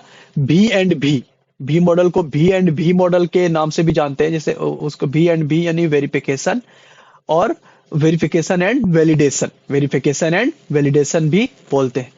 उसी चीज को यहाँ पर इंग्लिश में लिखा गया है। जिसको इंग्लिश में समझ में आता है वो आप एक बार पढ़ लीजिए, बाकी हमने आपको समझा दिया इसका एक्चुअली क्या होता है। तो देखिए, इसको इसलिए भी बोलता है क्योंकि ये एक भी के शेप में इसको एग्जीक्यूट किया जाता है। देखिए, इसको भी के शेप में एग्जीक्यूट किया जाता है। Requirement designing, system designing, architecture designing, module design, coding. उसके बाद फिर यहाँ पर एरो दे के आपको समझाया गया है चीजों को। तो ये एक वैलिडेशन फेज होता है, इधर वेरिफिकेशन फेज, वैलिडेशन फेज। इसीलिए इसको भी के नाम से भी मॉडल भी कहते हैं। ठीक है।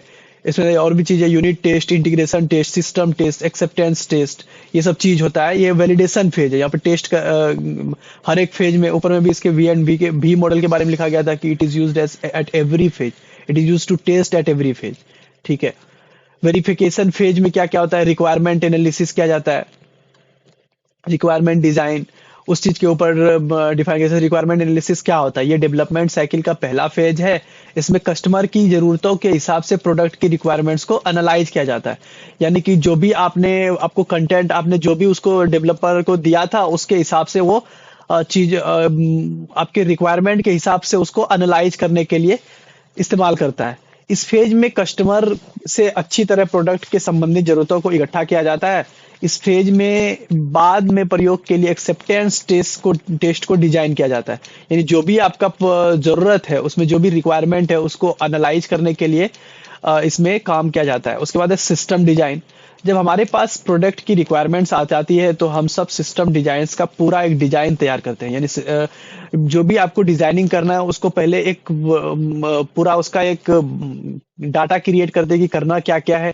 इसे प्रोडक्ट बनाने के लिए जरूरी हार्डवेयर तथा सभी टेक्निकल कंपोनेंट्स का पूरा एक विवरण बना लिया जाता है। यानी जो भी आपने जरूरत रखा है डिजाइनर के सामने, डेवलपर के सामने, वो क्या करता है, उसके हिसाब से जिस जिस चीज का जरूरत पड़ता है उस चीज को एनालाइज करता है, उस चीज को पहले इकट्ठा करता है, उसके बाद जाके चीज को आगे बढ़ाता है। आर्किटेक्चरल डिजाइनिंग, इस फेज में क्या होता है कि आर्किटेक्चरल स्पेसिफिकेशन को डिजाइन किया जाता है। ठीक है। इसमें यह स्पेसिफिकेशन होता है कि इस प्रकार सॉफ्टवेयर सभी कंपोनेंट्स के साथ इंटरनली तथा एक्सटर्नली लिंक हो जाए। यानी इस चीज में ये चीज ध्यान रखना पड़ता है कि जो भी सॉफ्टवेयर बनाया जा रहा है वो इंटरनली और एक्सटर्नली दोनों तरह से लिंक हो। इसलिए इस फेज को क्या बोलते हैं, हाई लेवल डिजाइनिंग, यानी HLD भी कहते हैं। मॉड्यूल डिजाइन क्या होता है, मॉड्यूल डिजाइन इस फेज में क्या होता है, सिस्टम के सभी मॉड्यूल्स को इंटरनली डिजाइन को स्पेसिफाई किया जाता है। यानी जितने भी तरह के मॉड्यूल डिजाइन किया गया उसको इंटरनली डिजाइन किया गया उसको स्पेसिफाई किया जाता है। इससे इसलिए इसको लो लेवल डिजाइनिंग भी कहते हैं, LLD कहते हैं। यहाँ पर क्या होता है, सिंपली यहाँ पर मॉड्यूल का इंटरनली जो भी डिजाइन किया गया है उसको स्पेसिफाई किया जाता है। इसलिए लो लेवल डिजाइनिंग के नाम से भी इसको जानते हैं। ठीक है। इसको आप पढ़िएगा, इसमें क्या क्या लिखा हुआ है और आपके जरूरत के हिसाब से। यह बहुत जरूरी होता है कि सभी मॉड्यूल्स का डिजाइन सिस्टम आर्किटेक्चर के मुताबिक हो। यानी जिस तरह से आपको बोला गया है उस तरह से आपके सामने आप उसको डिजाइन करो। मॉड्यूल डिजाइन फेज में यूनिट टेस्ट को भी डिजाइन किया जाता है। यहाँ पर यूनिट टेस्ट को भी डिजाइन कर लिया जाता है इसी फेज में, मॉड्यूल डिजाइन फेज में। कोडिंग फेज क्या होता है? कोडिंग फेज में पिछले फेज को में किए गए डिजाइन तथा स्पेसिफिकेशन की कोडिंग की जाती है। इस फेज में सबसे अधिक समय लगता है, यानी सबसे ज्यादा समय जो है एक ऐप डेवलपिंग में कोडिंग फेज में ही आपको देना पड़ता है। वैलिडेशन फेज में क्या क्या होता है? यूनिट टेस्टिंग होता है, इंटीग्रेशन टेस्टिंग होता है, सिस्टम टेस्टिंग होता है और एक्सेप्टेंस टेस्टिंग होता है। ठीक है। एडवांटेज ऑफ बी मॉडल का कुछ एडवांटेजेस था, जैसे कि ये बहुत ज्यादा डिसिप्लिन मॉडल है। इसमें इस एक समय में केवल एक फेज को ही पूरा किया जा सकता है, यानी इसमें हर चीज को बहुत ज्यादा डिसिप्लिन के साथ किया जाता है, ताकि कुछ भी जो भी जिस तरह का भी टेक्सचर जो भी आपको जरूरत यानी रिक्वायरमेंट कस्टमर के द्वारा मिला है, उस सब को ध्यान में रखकर बहुत ज्यादा डिसिप्लिन के साथ मॉडल को तैयार किया जाता है। ठीक है। ये बहुत सरल मॉडल है, इसमें आसानी से समझा तथा प्रयोग किया जा सकता है, इसको इजिली हैंडल किया जाता है। इस मॉडल की स्टिफनेस कठोरता के कारण इसमें आसानी से मैनेज किया जा सकता है। इसमें प्लानिंग तथा टेस्ट डिजाइनिंग कोडिंग से पहले हो जाती है। ठीक है। जिसमें समय बचता है। तो उसी चीज को इंग्लिश में लिखा है कि this is very discipline model, यानी ये बहुत ज्यादा डिसिप्लिन मॉडल है। इसमें हर एक फेज को लोनली उसके ऊपर काम किया जाता है अलग अलग से, यानी कि इंडिविजुअली काम होता है उसके ऊपर। कुछ डिसएडवांटेजेस भी था बी मॉडल का, जैसे कि इस मॉडल में बहुत ज्यादा रिस्क और अनिश्चितताएं होती है। ठीक है। बहुत ज्यादा इसके ऊपर रिस्क रहता है। बड़े कठिन तथा ऑब्जेक्ट ओरिएंटेड प्रोजेक्ट के लिए इस मॉडल का ये मॉडल सही नहीं है, यानी कि बहुत ज्यादा ऑब्जेक्ट ओरिएंटेड प्रोजेक्ट के लिए ये मॉडल बहुत ज्यादा सही नहीं है। ये फ्लेक्सिबल नहीं है, ये मॉडल क्या है? फ्लेक्सिबल नहीं है। ठीक है। इसमें अगर बीच में कोई बदलाव कर दिया तो टेस्ट डॉक्यूमेंट्स को भी चेंज करना पड़ता है, यानी इसमें से अगर कोई भी बीच में अगर आप एडिट करके चेंज करना चाहेंगे तो उसमें से और भी जितना भी उसके पीछे प्रोसेस है उस सब में कुछ ना कुछ बदलाव करना पड़ जाएगा। इसीलिए बोला जाता है कि ये बहुत ज्यादा फ्लेक्सिबल मॉडल नहीं है। ठीक है। आगे बढ़ते हैं। आगे software project management. Software project management समझते हैं क्या होता है। यह प्रोजेक्ट टास्क का एक समूह होता है जिसमें हम आवश्यक रिजल्ट को प्राप्त करने के लिए परफॉर्म करते हैं।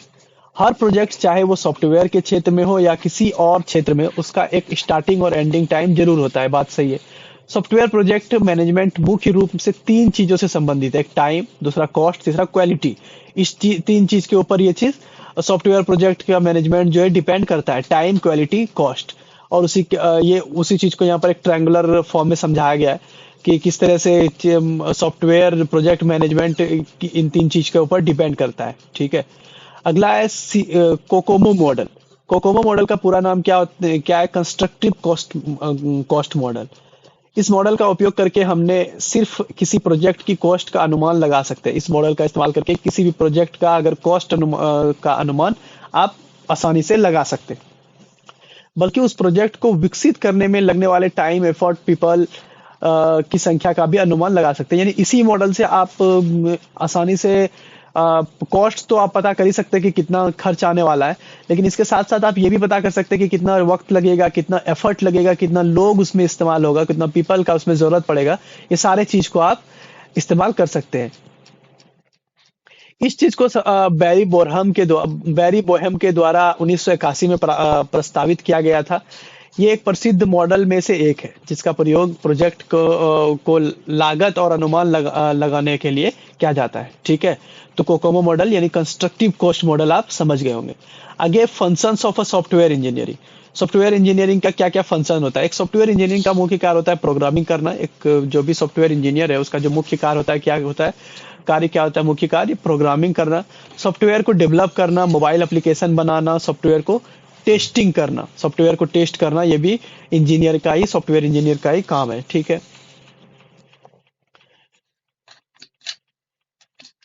सॉफ्टवेयर टेस्टिंग क्या होता है? सॉफ्टवेयर टेस्टिंग एक प्रोग्राम को एग्जीक्यूट करने के लिए करने की प्रक्रिया है जिसका मुख्य उद्देश्य एरर्स को खोजना होता है। सॉफ्टवेयर टेस्टिंग की मदद से हम लोग क्या करते हैं? प्रोग्राम्स में एरर को खोजने के लिए इस्तेमाल करते हैं। अगर हम अपने सॉफ्टवेयर को एरर से मुक्त करना चाहते हैं तो हमें टेस्टिंग करनी पड़ती है। यानी सॉफ्टवेयर टेस्टिंग क्यों किया जाता है? एरर को खत्म करने के लिए सॉफ्टवेयर टेस्टिंग किया जाता है। There is some types of the software testing like black box testing, white box testing and performance testing. तो ये कुछ टाइप्स होता है सॉफ्टवेयर टेस्टिंग का। कुछ तीन तरह का यहाँ दिया गया है, black box testing, white box testing and performance testing. तो सबसे पहले ब्लैक बॉक्स टेस्टिंग क्या होता है? ब्लैक बॉक्स टेस्टिंग में सॉफ्टवेयर सिस्टम को ब्लैक बॉक्स माना जाता है, ठीक है।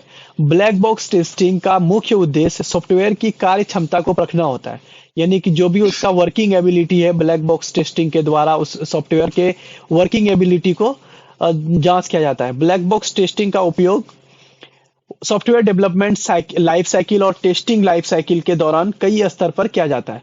ब्लैक बॉक्स टेस्टिंग से ये डायग्राम के द्वारा यहाँ पर समझाया गया है कि किस तरह से ब्लैक बॉक्स टेस्टिंग करता है, ठीक है। अगला white box testing. White box testing को ओपन बॉक्स टेस्टिंग के नाम से भी जानते हैं। ब्लैक बॉक्स टेस्टिंग के विपरीत व्हाइट बॉक्स टेस्टिंग में सॉफ्टवेयर के कोड को ध्यान में रखना, सॉफ्टवेयर स्ट्रक्चर को जांचने के लिए टेस्ट केस निर्धारित किए जाते हैं। ब्लैक बॉक्स टेस्टिंग में क्या होता था? ब्लैक बॉक्स टेस्टिंग में क्या होता था कि ब्लैक बॉक्स टेस्टिंग में क्या होता था कि उसका जो मुख्य उद्देश्य था क्या था? सॉफ्टवेयर की कार्य क्षमता को परखना था, ठीक है। यहाँ पर क्या होता है, उसमें कोडिंग को समझना होता है कि कोड में क्या क्या प्रॉब्लम आ रहा है, जो भी एरर आ रहा है उसको सही करने के लिए व्हाइट बॉक्स टेस्टिंग किया जाता है, ठीक है। अगला, what is beta version and final version? Question आपके सामने एक आ रहा है जो 5 मार्क्स का क्वेश्चन है। बड़ा क्वेश्चन है। ये 5 मार्क्स में आपको पूछा जा सकता है। क्वेश्चन है, what is beta version and final version? Beta version क्या होता है और फाइनल वर्जन क्या होता है? बीटा वर्जन सबसे पहले देखते हैं क्या होता है। The beta version are pre released build of software that may contains bugs और परफॉर्मेंस इश्यूज। यानी बीटा वर्जन में क्या क्या होता है? प्री बिल्ड सॉफ्टवेयर होता है जिसमें क्या क्या आपको देखने मिल सकता है, कुछ प्रॉब्लम्स आ सकता है, बग्स हो सकता है या परफॉर्मेंस इशू देखने के लिए मिल सकता है। It is released after the alpha phase in the software release life cycle. इसको हिंदी में समझते हैं, जब किसी सॉफ्टवेयर को डेवलप किया जाता है तो उसका फाइनल वर्जन रिलीज करने से पहले सॉफ्टवेयर को कुछ यूजर को उसमें मौजूद एरर को फाइंड करने के लिए दिया जाता है। यानी सॉफ्टवेयर को रिलीज करने से पहले कुछ यूजर को ऐसे इस्तेमाल करने के लिए दिया जाता है कि इसमें जो भी एरर है आप उसको बताइए। फाइनल वर्जन देखते हैं, जब सॉफ्टवेयर पूरी तरह से बनकर तैयार हो जाता है तो और उसे यूजर को यूज करने के लिए दिया जाता है तो फाइनल वर्जन उसे कहते हैं। यानी जब कोई भी सॉफ्टवेयर फुली डेवलप हो गया है, अब उसको आप पब्लिकली इस्तेमाल कर सकते हैं, यानी अब उसको आप पब्लिक में छोड़ सकते हैं, तो उसको बोलते हैं फाइनल वर्जन। और बीटा वर्जन किसको बोलते हैं? कि जब आप डेवलप करने के बाद कुछ 2-4 लोगों को इस्तेमाल करने के लिए देते हैं और उसमें से एरर फाइंड करने के लिए देते हैं, तो उसको बोलते हैं बीटा वर्जन, ठीक है। What does SQL stand for? ये सब कुछ इंपॉर्टेंट क्वेश्चन है। एसक्यूएल क्या स्टैंड करता है, क्या फुल फॉर्म है? आपका ऑप्शन है simple query language, structured query language, solutions query language या स्टैंडर्ड क्वेरी लैंग्वेज। तो इसका जो सही आंसर है वो क्या हो जाएगा? Structured query language. Which SQL command is used to get data from the table? तो select command जो है, select SQL command is used to get data from a table. Which command is used to add data to SQL table? तो इसमें से कौन सा SQL table को SQL table में डेटा जोड़ने के लिए इस्तेमाल किया जाता है? तो इसका जो सही आंसर हो जाएगा वो क्या हो जाएगा? इंसर्ट, ठीक है।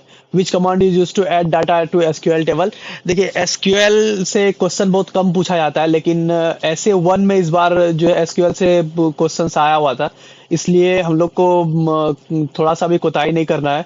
इसीलिए 2-4 क्वेश्चन जो है एसक्यूएल का ऐड किए हुए, अगर पूछता है तो आपको फिर कोई प्रॉब्लम नहीं हो, ऐसा नहीं हो कि आपके नज़र में ही नहीं आया हो एक बार भी। तो एक एक बार आपके आंख से जो है गुजरना बहुत जरूरी है। हर क्वेश्चन, हर तरह का क्वेश्चन, एक एक बार हर टाइप का क्वेश्चन अगर आप एक बार कर लेंगे तो आपको बहुत आसानी होने वाला है एग्जाम में, ठीक है।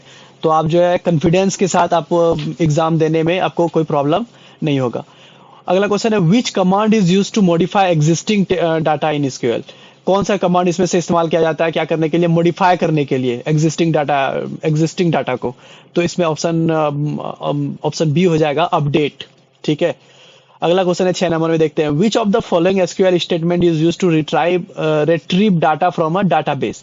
यानी निम्नलिखित में से किस एसक्यूएल स्टेटमेंट्स का उपयोग डेटाबेस का डेटा पुनर्प्राप्त करने के लिए किया जाता है? तो वो क्या है? उसका सही आंसर क्या हो जाएगा? सिलेक्ट करके आप SQL statements is use to retrieve data from the database, यानी सिलेक्ट करके आप ये कर सकते हैं। ठीक है, 7 नंबर में देखते हैं क्या लिखा हुआ है। Which of the following SQL clauses is use to specify the conditions that must be made to retrieve data from a database. निम्नलिखित में से किस एसक्यूएल क्लॉज का उपयोग उन शर्तों को निर्दिष्ट करने के लिए किया जाता है जिन्हें डेटाबेस से डेटा पुनर्प्राप्त करने के लिए पूरा किया जाना चाहिए। तो इसका जो सही आंसर हो जाएगा वो क्या हो जाएगा, वेयर, WHER। ठीक है, इसका जो सही आंसर हो जाएगा option number C. 8 number question पढ़ते हैं। 8 नंबर क्वेश्चन में which of the following SQL statement is use to add new data to a database, यानी इनमें से कौन सा टैग यूज किया जाता है क्या करने के लिए, is use to add new data to the database, यानी डाटाबेस में नया डाटा अगर आपको ऐड करना है कोई सा भी, तो उसमें कौन सा इस्तेमाल किया जाता है, इंसर्ट डाटा करके आपके पास टैग रहता है उसको आप इस्तेमाल करते हैं। Which of the following SQL function is use to count the number of rows in a table, कौन सा इनमें से फंक्शन आप इस्तेमाल करते हैं नंबर ऑफ रोज को ऐड करने के लिए, काउंट, नंबर ऑफ रोज को काउंट करने के लिए। तो उसका जो सही आंसर जाएगा वो क्या हो जाएगा, काउंट हो जाएगा, COUNT, काउंट। चलिए अगला क्वेश्चन देखते हैं। 10 number, which of the following SQL statement is use to delete data from the database, यानी इनमें से कौन सा आप इस्तेमाल करते हैं, कौन सा एसक्यूएल स्टेटमेंट इस्तेमाल करते हैं जिससे डेटाबेस से अगर आपको कोई भी डाटा डिलीट करना हो तो जाहिर सी बात है आप कौन सा इस्तेमाल करेंगे, डिलीट वाला ऑप्शन चूज करेंगे। Which of the following SQL clauses is use to sort the retrieved data in the ascending और डिसेंडिंग ऑर्डर, यानी इसमें से कौन सा टैग आप इस्तेमाल करते हैं ताकि आप सॉर्ट कर सके असेंडिंग और डिसेंडिंग ऑर्डर में, तो वो क्या होता है, ऑर्डर बाय, वो क्या होता है, order by. Which of the following SQL function is used to find the highest value in a column?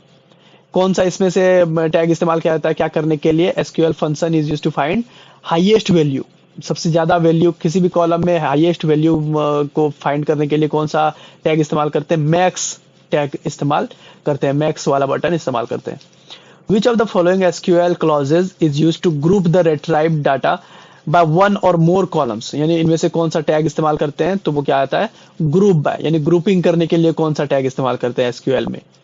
अगला क्वेश्चन है कि एसक्यूएल में कैलकुलेट करने के लिए, एवरेज कैलकुलेशन करने के लिए कौन सा डाटा इस्तेमाल करते हैं, कौन सा टैग इस्तेमाल करते हैं, तो वो क्या होता है, एबीजे, यानी एवरेज, इसको शॉर्ट फॉर्म बोलते हैं एवरेज, एबीजे वाला टैग आप इस्तेमाल करते हैं।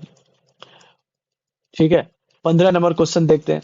Which SQL keyword is used to remove duplicates from a result set? तो इनमें से कौन सा टैग आप इस्तेमाल करते हैं, कौन सा कीवर्ड यूज करते हैं क्या चीज करने के लिए, रिमूव करने के लिए duplicates of results from a result set, किसी भी रिजल्ट सेट से अगर एक डुप्लीकेट हो गया है तो उसको आप डिलीट करने के लिए, हटाने के लिए कौन सा इस्तेमाल करते हैं, सेलेक्ट डिस्टिंक्ट, कौन सा इस्तेमाल करते हैं आप, सेलेक्ट डिस्टिंक्ट। ठीक है, 16 नंबर क्वेश्चन में आते हैं। Which SQL function is used to return the current date and time? कौन सा फंक्शन आप इस्तेमाल करते हैं, यूज करते हैं क्या करने के लिए, return the current date and time. ठीक है, वर्तमान दिनांक और समय वापस करने के लिए किस एसक्यूएल फंक्शन का उपयोग किया जाता है, तो ये क्या होता है, गेट डेट, और उस सामने क्या है, ब्रैकेट, गेट डेट के बाद फंक्शन है, गेट डेट फंक्शन। ठीक है, चलिए आगे को अगला देखते हैं।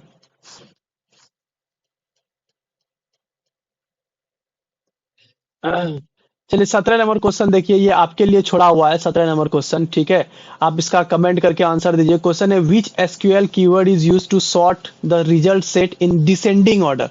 इसके बारे में ऊपर हम लोग पढ़ चुके हैं, तो इसीलिए आपको ये क्वेश्चन आपके लिए छोड़ा गया है। आप इसका आंसर जो है कमेंट करके बताइए 17 नंबर क्वेश्चन का, या फिर आप टाइम देके वहां पर, जैसे 1 घंटा कुछ मिनट हो रहा है तो वहां पर आप टाइम देके वहां आप आंसर कमेंट में कर सकते हैं कि इतना टाइम पे इसका आंसर क्या होगा, ए नंबर होगा, ए होगा, बी होगा, सी होगा, आप बता सकते हैं। ठीक है, और आप आंसर लिख सकते हैं। चलिए आगे बढ़ते हैं। 18 नंबर, तो 17 नंबर जो है आपके लिए छोड़ा गया है। 18 नंबर क्वेश्चन देखते हैं। Which SQL keyword is used to join 2 or more tables. तो कौन सा एसक्यूएल कीवर्ड यूज किया जाता है दो और दो से अधिक टेबल्स को ज्वाइन करने के लिए? तो ऑप्शन हो जाएगा join.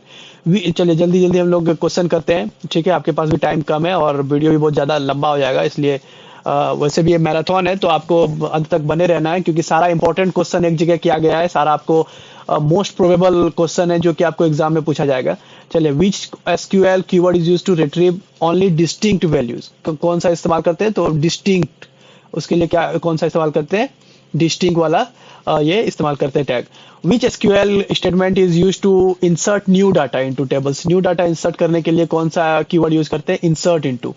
Which SQL keyword is used to retrieve data from the multiple tables? अलग अलग मल्टीपल टेबल से आपको क्या करना है? डाटा को रिट्रीव करना है, तो उसके लिए कौन सा इस्तेमाल करते हैं, कौन सा कीवर्ड यूज करते हैं? ज्वाइन वाला कीवर्ड इस्तेमाल करते हैं। In Python consecutive sequence of characters is known as, consecutive characters किस चीज से, किस नाम से जाना जाता है? स्ट्रिंग के नाम से जाना जाता है, ठीक है। An individual character in a string is assessed using a, कैसे एसेस किया जाता है, किस तरह से यूज, क्या चीज यूज करके? सबस्क्रिप्ट इंडेक्स, ठीक है, इस चीज का इस्तेमाल करके इन चीजों को किया जाता है। 24 नंबर में देखते हैं, the subscript should always be an what? Integer, यानी कि क्या वो पॉजिटिव और नेगेटिव कुछ भी हो सकता है, लेकिन सबस्क्रिप्ट जो है वो हमेशा क्या होना चाहिए? इंटीजर होना चाहिए, ठीक है। A subscript start from, a subscript की क्या चीज से, क्या क्या चीज से शुरू हो सकता है सबस्क्रिप्ट? तो वो 0 से शुरू होता है, ठीक है। ऑप्शन में क्या दिया हुआ? 0 से अगर है तो ऑप्शन में उसका सही आंसर क्या जाएगा? 0 से शुरू होता है।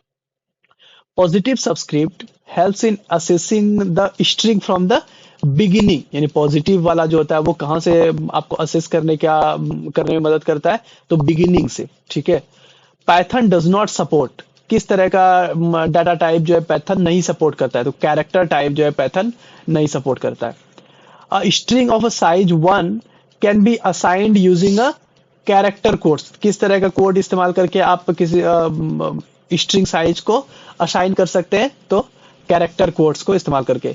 इन पाइथन ये जो पर्टिकुलर सिंबल है ये किस चीज के लिए यूज करते हैं हम लोग? टैब स्पेस के लिए यूज करते हैं। तो ये जो पर्टिकुलर टाइप का जो सिंबल है उसको किस तरह से इस्तेमाल करते हैं हम लोग? टैब स्पेस के लिए इस्तेमाल करते हैं, ठीक है। चलिए आप लोग एक बार फिर से तैयार हो जाइए, अभी और भी बहुत इंपॉर्टेंट सा अब एमसीक्यूज जो है आपको आने वाला है, ठीक है। यहाँ पर एक बार फिर आप देख लीजिए, अगर आपको इसका पीडीएफ चाहिए तो आप ये इस नाम का ऐप आपको प्ले स्टोर पे मिल जाएगा, आरबीएस कंप्यूटर एजुकेशन करके, आप वहां से जाके डाउनलोड कर सकते हैं। इसके डिस्क्रिप्शन में हम आपको लिंक भी दे देंगे, आप वहां से जाके डाउनलोड कर लीजिए और आप इसका पीडीएफ आपको वहां मिल जाएगा, ठीक है। और बाकी अगर आपको कोई भी प्रॉब्लम हो तो आप इस नंबर पर आप कॉल कर सकते हैं, अगर आपको कोई क्लास ज्वाइन करना है या कोई भी इस रिलेटेड बात करना है इससे, तो आप इस नंबर पर कॉल कर सकते हैं, तो आपको पूरा रिस्पॉन्स दिया जाएगा, ठीक है। और बाकी आप इस वीडियो को ज़्यादा से ज़्यादा शेयर करिए, क्योंकि आपके लिए बहुत मेहनत किया जा रहा है। और कमेंट करके इस वीडियो के बारे में ज़रूर आप अपना फीडबैक ज़रूर दीजिए। तो चलिए, और भी कुछ, ये सब सारा इंपॉर्टेंट क्वेश्चन है, इसीलिए आप हम लोग एक्स्ट्रा टाइम आपको दे रहे हैं, तो आप भी जो है अंत तक बने रहिए और आप पूरा फुल एफर्ट लगाइए, क्योंकि कुछ लास्ट दिन बचा हुआ है और ये सारा इंपॉर्टेंट क्वेश्चन है जो आपके सामने यहाँ पर है, ठीक है। तो बिना टाइम वेस्ट किए शुरू करते हैं। What is RDBMS? तो आरडीबीएमएस का ये सब फुल फॉर्म जो है वो डायरेक्ट पूछा जाएगा आपको एक नंबर में, और यही सब इंपॉर्टेंट रोल प्ले करेगा आपको आपके नंबर को बढ़ाने में, ठीक है, आपका परसेंटेज बनाने में। तो आरडीबीएमएस का फुल फॉर्म क्या होता है? इसका जो सही आंसर होगा वो क्या हो जाएगा? Relational database management system. आपको भी पता होगा इसका सही आंसर क्या हो जाएगा? ए, ठीक है। आरडीबीएमएस का पूर्ण रूप क्या होता है? रिलेशनल डेटाबेस मैनेजमेंट सिस्टम, ठीक है। अगला क्वेश्चन देखते हैं, which of the following is not a component of RDBMS? इनमें से कौन सा आरडीबीएमएस का कंपोनेंट नहीं है? इनमें से कौन सा आरडीबीएमएस कंपोनेंट नहीं है? Tables, fields, records. टेबल्स भी है, फील्ड्स भी है, रिकॉर्ड्स भी है, क्वेरीज नहीं है। तो इसका जो सही आंसर है, तो ये भी बहुत इंपॉर्टेंट है, जैसे ही नॉट दिखेगा आप उसको सबसे पहले अंडरलाइन करिए, क्योंकि इसमें बहुत कंफ्यूजन होता है। तो आपको आंसर पता रहेगा, फटाक से आप दे देंगे हाँ आरडीबीएमएस का ये होता है, लेकिन अगर आप नोट पढ़ेंगे तो आपको समझ में आएगा एक्चुअल क्वेश्चन क्या है। तो इसका जो सही आंसर होगा वो क्या हो जाएगा? क्वेरीज हो जाएगा। ठीक है। व्हाट इज प्राइमरी की? प्राइमरी की क्या होता है उसको डिफाइन करना है। एक नंबर के इसमें से चार ऑप्शन है, इसमें से सिलेक्ट करना है प्राइमरी की क्या होता है। A unique identifier for a record, सही है। तो इसका जो ऑप्शन हो जाएगा A, a unique identifier for a record. ठीक है। प्राथमिक कुंजी क्या है? अगला क्वेश्चन है 7 नंबर में, व्हाट इज अ फॉरेन की? फॉरेन की क्या होता है? तो फॉरेन की क्या होता है? A, unique identifier for a record, नहीं। A non unique identifier for a record, ये भी नहीं है। अ रेफरेंस टू प्राइमरी की इन अनदर टेबल, हाँ ये एक सही आंसर है किसका? फॉरेन की का। फॉरेन की होता क्या होता है? रेफरेंस टू अ प्राइमरी की इन अनदर टेबल। ठीक है। Sorry. What is a relation in RDBMS? RDBMS में एक रिलेशन क्या है, यानी आरडीबीएस में संबंध क्या है? अ सेट ऑफ टपल्स, नहीं। अ सेट ऑफ टपल्स नहीं होगा। अ सेट ऑफ एट्रीब्यूट्स, ये भी नहीं होगा। A set of tuples and attributes, हाँ ये दोनों चीज का, टपल्स का भी होता है और एट्रीब्यूट्स का भी होता है, इसीलिए हम बोलते हैं सी नंबर इसका जो है वो करेक्ट हो जाएगा। ठीक है।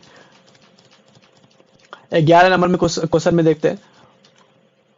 यहाँ पर नंबरिंग अगर कोई मिस्टेक है तो कोई प्रॉब्लम नहीं है, आपको जो है मेनली क्वेश्चन पर फोकस करना है कि क्या क्या क्वेश्चन है और कैसे इसको याद रखना है। तो क्योंकि ये सारा इंपॉर्टेंट क्वेश्चन है, सारा क्वेश्चन आपको एग्जाम में आने वाला सब क्वेश्चन है। 100% जो है आपको ये क्वेश्चन लड़ने वाला में से है। ठीक है। इसलिए आपको ध्यान से देखना है, अंत तक देखना है वीडियो को। What is normalisation? नॉर्मलाइजेशन क्या होता है? तो नॉर्मलाइजेशन का जो नॉर्मलाइजेशन क्या है, इसका जो सही आंसर हो जाएगा वो क्या हो जाएगा? यहाँ पर जो ये दिया हुआ है कुछ टाइप एरर है। ठीक है। यहाँ पर ये देखिए, ये 12 नंबर का ही वो है। ये 12 नंबर का ही हिंदी क्या, 11 नंबर का ही हिंदी है। समानीकरण क्या है? तो ये 11 नंबर का ही यहाँ पर हिंदी करके लिखा गया है, हिंदी ट्रांसलेटेड करके लिखा गया है। ठीक है। तो व्हाट इज नॉर्मलाइजेशन, इसका जो सही आंसर हो जाएगा वो क्या हो जाएगा? A process of organising data to reduce redundancy and dependency. इसको हिंदी में पढ़ते हैं, इसका सही आंसर क्या हो जाएगा? ए नंबर। अनावश्यकता और निर्भरता निर्भरता को कम करने के लिए डेटा को व्यवस्थित करने की प्रक्रिया को सामान्यीकरण कहते हैं। ठीक है। आपको नंबर पर फोकस नहीं करना है, आपको क्वेश्चन पर फोकस करना है। ठीक है। अगला क्वेश्चन है, what is the first normal form? First normal form क्या है? इसको सिंबॉलिकली ऐसे लिखा जाता है, 1 NF। इसका जो सही आंसर होगा वो क्या हो जाएगा? इसका जो सही answer, each attribute must be atomic, नहीं। Each non key attribute must be fully dependent on primary key, ये भी नहीं होगा। C number, each non key attribute must be dependent on the whole primary key, नहीं। None of the above, तो इनमें से कोई भी नहीं है। यहाँ पे भी टाइप मिस्टेक है, तो इसका जो सही आंसर हो जाएगा डी हो जाएगा, यानी इसका जो सही आंसर हो जाएगा इनमें से कोई नहीं। ठीक है। 15 नंबर क्वेश्चन में आता है, what is the second normal form? ये होता फर्स्ट नॉर्मल फॉर्म, ये क्या है? Second normal form. तो सेकेंड नॉर्मल फॉर्म क्या होता है? तो सेकेंड नॉर्मल फॉर्म क्या होता है? Each non key attribute must be fully dependent on the primary key, नहीं। यानी कि, और दूसरा क्या, बी नंबर में, प्रत्येक गैर कुंजी विशेषता पूरी प्राथमिक कुंजी पर निर्भर होनी चाहिए। हाँ ये क्या है? करेक्ट आंसर हो जाएगा सेकेंड NF के लिए, सेकेंड नॉर्मल फॉर्म के लिए। उसी तरह third normal form, third normal form में क्या है? थर्ड नॉर्मल फॉर्म किसे कहते हैं? Third normal form, what is third normal form? Third normal form क्या है? Each non key attribute must be dependent on the whole primary key, प्रत्येक गैर कुंजी विशेषता पूरी तरह से प्राथमिक कुंजी पर निर्भर होनी चाहिए, नहीं। बी नंबर में, प्रत्येक गैर कुंजी विशेषता एक उम्मीदवार कुंजी पर निर्भर होनी चाहिए, ये भी नहीं होगा। सी नंबर में है कि प्रत्येक गैर कुंजी विशेषता पूरी प्राथमिक कुंजी या एक उम्मीदवार कुंजी पर निर्भर होनी चाहिए और अन्य गैर कुंजी विशेषता से स्वतंत्र होनी चाहिए। ठीक है। तो इसका जो करेक्ट आंसर हो जाएगा वो क्या हो जाएगा? Option number C. What is an ACID property? ACID का क्या प्रॉपर्टी होता है वो आपको बताना है। तो एसिड का क्या प्रॉपर्टी होता है वो आपको बताना है। A set of properties that guarantee database transactions are proposed reliably, ये ऑप्शन सही है, यही ऑप्शन सही है, ए नंबर इसका ऑप्शन, यानी गुणों का एक सेट जो गारंटी देता है कि डेटाबेस लेन देन मजबूती से संसाधित संसाधित होगा, प्रोसेस्ड रिलायबली, यानी मजबूत डेटाबेस लेन देन मजबूती से संसाधित होगा। 21 number, what is a join operator in SQL? SQL में जॉइन ऑपरेटर क्या होता है? जॉइन ऑपरेशन क्या होता है? तो इसका जो सही आंसर हो जाएगा वो क्या हो जाएगा? Combines rose from two or more tables based on a related column between them. ठीक है, इसका सही आंसर ऑप्शन नंबर ए हो जाएगा। चलिए आगे बढ़ते हैं 23 नंबर क्वेश्चन में। What is the difference between inner join and outer join? Inner join और आउटर ज्वाइन के बीच में डिफरेंस क्या है? तो इनर ज्वाइन और आउटर ज्वाइन के बीच में जो डिफरेंस है वो क्या है? Inner join returns all rows from both tables while outer join returns only matching rows। ये ऑप्शन बी है। नहीं, inner join returns rows that have matching values in both tables while outer join returns rows that have matching values in one table and non matching values in the other table। तो ये आपका सही option हो जाएगा। इसको हिंदी में पढ़ते हैं, इनर ज्वाइन उन पंक्तियों को लौटाता है जिनको दोनों तालिकाओं में मिलान वाले मान होता है, जबकि आउटर ज्वाइन उन पंक्तियों को लौटाता है जिनके एक तालिका में मिलान वाले मान होते हैं और दूसरी तालिका में गैर मिलान वाले मान होते हैं। तो इसका ऑप्शन ए ऑप्शन जो है वो करेक्ट हो जाएगा। ठीक है, अगला क्वेश्चन है 25 number question, what is N index in a database? Database में इंडेक्स क्या होता है? तो डाटाबेस में इंडेक्स क्या होता है? अ data structure that improves the speed of data retrieval operation. तो इसका जो सही आंसर हो जाएगा वो क्या हो जाएगा? ए ऑप्शन हो जाएगा। ठीक है, एक डाटा संरचना जो डेटा पुनर्प्राप्ति संचालन की गति में सुधार करती है, उसी को डाटाबेस में इंडेक्स कहा जाता है। ठीक है, हाँ?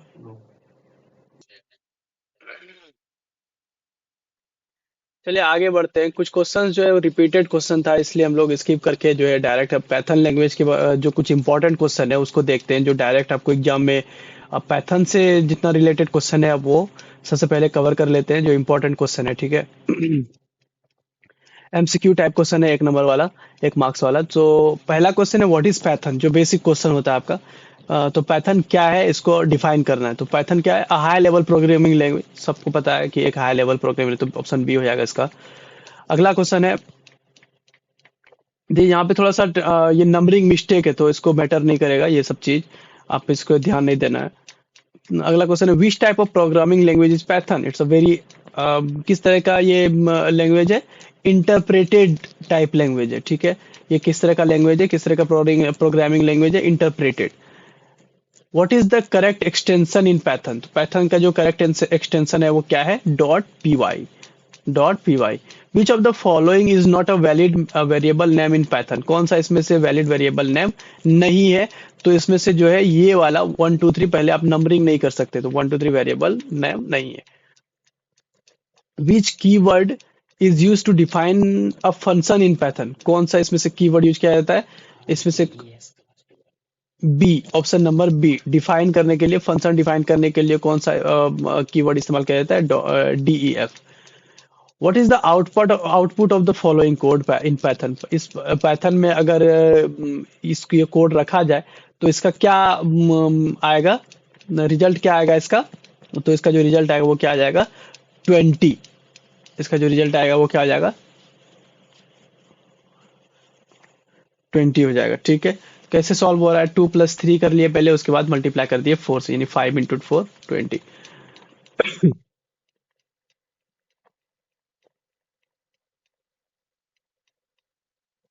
20 वही क्वेश्चन है, थोड़ा सा टाइपिंग मिस्टेक है।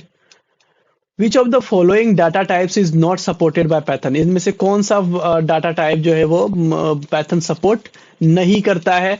इनमें से कौन सा डाटा टाइप पैथन सपोर्ट नहीं करता है? तो कैरेक्टर वाला, जितना अगर आप कैरेक्टर उसमें इस्तेमाल करते हैं तो वो उस तरह का जो टेक्स्ट है वो वहाँ पर नहीं सपोर्ट किया जाता है पैथन में।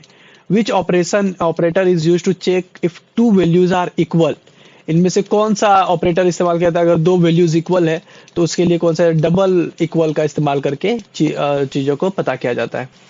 17 नंबर क्वेश्चन में which keyword is used to define a loop in Python. कौन सा कीवर्ड इसमें से इस्तेमाल किया जाता है पाइथन में लूप को डिफाइन करने के लिए? तो FOR और WHILE यानी ए और बी दोनों, फॉर और वाइल दोनों यूज किया जाता है। What is output of the following code in Python? What is the output of the following code in Python? x is equal to 10 दिया हुआ है, if x is greater than 5, यानी ये कोड आपके सामने दिया गया है, इसमें क्या आउटपुट आएगा, यहां से यहां तक आपका कोड दिया गया है और इसमें क्या आउटपुट आएगा। तो इसका जो इसमें जो आउटपुट आने वाला है वो क्या होने वाला है, इसका जो आउटपुट आएगा वो क्या होगा, x is greater than 5, x is greater than 5। ठीक है, इसको आप समझ के देख लीजिएगा क्या है इसका आंसर। तो यहाँ पे आपके सामने आंसर हमने रख दिया है, x इज ग्रेटर देन 5। ठीक है, यहाँ पे अगला क्वेश्चन की तरफ देखते हैं। What is list? यहाँ पे इस क्वेश्चन के ऊपर आप ध्यान दीजिए। What is a list in Python? Python में लिस्ट क्या है, पाइथन में सूची क्या है? तो N ordered collection of atom. List क्या है? N ordered collection of atom. ठीक है, वस्तुओं का एक क्रमित संग्रह। चलिए अगला क्वेश्चन देखते हैं। Which of the following is used to access elements in a list? कौन सा फंक्शन बटन इसमें इस्तेमाल किया जाता है पाइथन में एलिमेंट्स को लिस्ट में रखने के लिए, सूची में तत्वों तक पहुंचाने के लिए निम्नलिखित में से किसका उपयोग किया जाता है? तो इसका ऑप्शन हो जाएगा ब्रैकेट का इस्तेमाल किया जाता है। ए ब्रैकेट यानी कोष्ठक का इस्तेमाल किया जाता है। ठीक है, what is tuple in Python? Python में टपल क्या है? N ordered immutable collection of atoms. Python में टपल क्या है? N ordered immutable collection of atoms, यानी वस्तुओं का एक क्रमित अपरिवर्तनीय संग्रह को पाइथन में टपल कहा जाता है। What is dictionary in Python? Dictionary, Python में डिक्शनरी क्या है? तो पाइथन में एन अनऑर्डर्ड कलेक्शन ऑफ की वैल्यूज पे, ये क्या है? बी नंबर इसका ऑप्शन हो जाएगा। Which keyword is used to define a loop? Which keyword is used to define a loop that iterates over a sequence? यानी कि एक अनुक्रम पर पुनरावृत्ति करने के लिए करने वाले लूप को परिभाषित करने के लिए किस कीवर्ड का उपयोग किया जाता है? तो इसका जो आंसर हो जाएगा वो क्या हो जाएगा? For. A, option number A, for. What is the purpose of the try except block and Python? Block in Python, यानी पाइथन में ट्राई एक्सेप्ट ब्लॉक का क्या उद्देश्य है? तो इसका जो सही आंसर हो जाएगा वो ऑप्शन नंबर ए हो जाएगा, to handle exception and prevent program crashes. ठीक है, what is the keyword used to define a class in Python? यानी कि कौन सा कीवर्ड यूज किया जाता है पाइथन में क्लास डिफाइन करने के लिए? तो ऑप्शन ए हो जाएगा, क्लास। ऑप्शन ए क्या हो जाएगा? Class. What is object oriented programming? और ये ऑब्जेक्ट ओरिएंटेड प्रोग्रामिंग क्या है? तो इसका जो सही आंसर हो जाएगा, a programming paradigm that revolves around the concept of objects। ठीक है, यानी कि एक प्रोग्रामिंग प्रतिमान जो ऑब्जेक्ट के अवधारणा के इर्द गिर्द घूमता है। Option number A. What is inheritance in Python? Python में इनहेरिटेंस किसको कहते हैं? तो इसका जो सही आंसर हो जाएगा वो क्या हो जाएगा? ए, यानी the process of creating a new class from an existing class. ठीक है, एक मौजूद क्लास से एक नई क्लास बनाने की प्रक्रिया को इनहेरिटेंस कहते हैं। क्या चीज में? पाइथन में। What is polymorphism in Python? Python में पॉलीमॉर्फिज्म से आप क्या समझते हैं? तो इसका जो सही आंसर हो जाएगा वो क्या हो जाएगा? ऑप्शन नंबर कौन सा? The ability of object to take a many forms, नहीं। The ability of object to inherit from multiple classes, नहीं। सी नंबर इसका सही आंसर दिख रहा है, the ability of object to have different implementation of the same method, यानी कि एक ही विधि के विभिन्न कार्यान्वयन होने की वस्तुओं की क्षमता। ठीक है, अगला क्वेश्चन है। अगला देखिए, और 10 एमसीक्यू यहाँ पर ऐड किया गया है जो इंपॉर्टेंट एमसीक्यूज है पाइथन को, पाइथन से रिलेटेड ये भी क्वेश्चन है। ये सारा इंपॉर्टेंट क्वेश्चन को एक जगह कलेक्ट किया गया है। क्वेश्चन क्या है कि what is the module in Python? Python में मॉड्यूल किसको कहते हैं? तो पाइथन में मॉड्यूल किसको कहते हैं कि a self content block of code that performs a specific task, जो क्या परफॉर्म करता है? कि स्पेसिफिक टास्क परफॉर्म करता है। ठीक है, अगला क्वेश्चन देखते हैं। Which built in function is use to import a module in Python? कौन सा बिल्ट इन फंक्शन जो है मॉड्यूल इंपोर्ट करने के लिए इस्तेमाल करता है? तो ऑप्शन नंबर ए, यानी इंपोर्ट बटन आप इस्तेमाल करते हैं, import function. What is a package in Python? Python में पैकेज क्या है? तो a collection of modules, a collection of modules is called package in Python. What is the purpose of the with statement in Python? With statement Python में with statement का क्या purpose है? To manage file operation efficiently, to define a function, to create loop, none of the above. तो इसका सही answer क्या आ जाएगा? ए। इसका सही आंसर क्या आ जाएगा? फाइल संचालन को कुशलता पूर्वक प्रबंधित करने के लिए विद स्टेटमेंट का इस्तेमाल किया जाता है।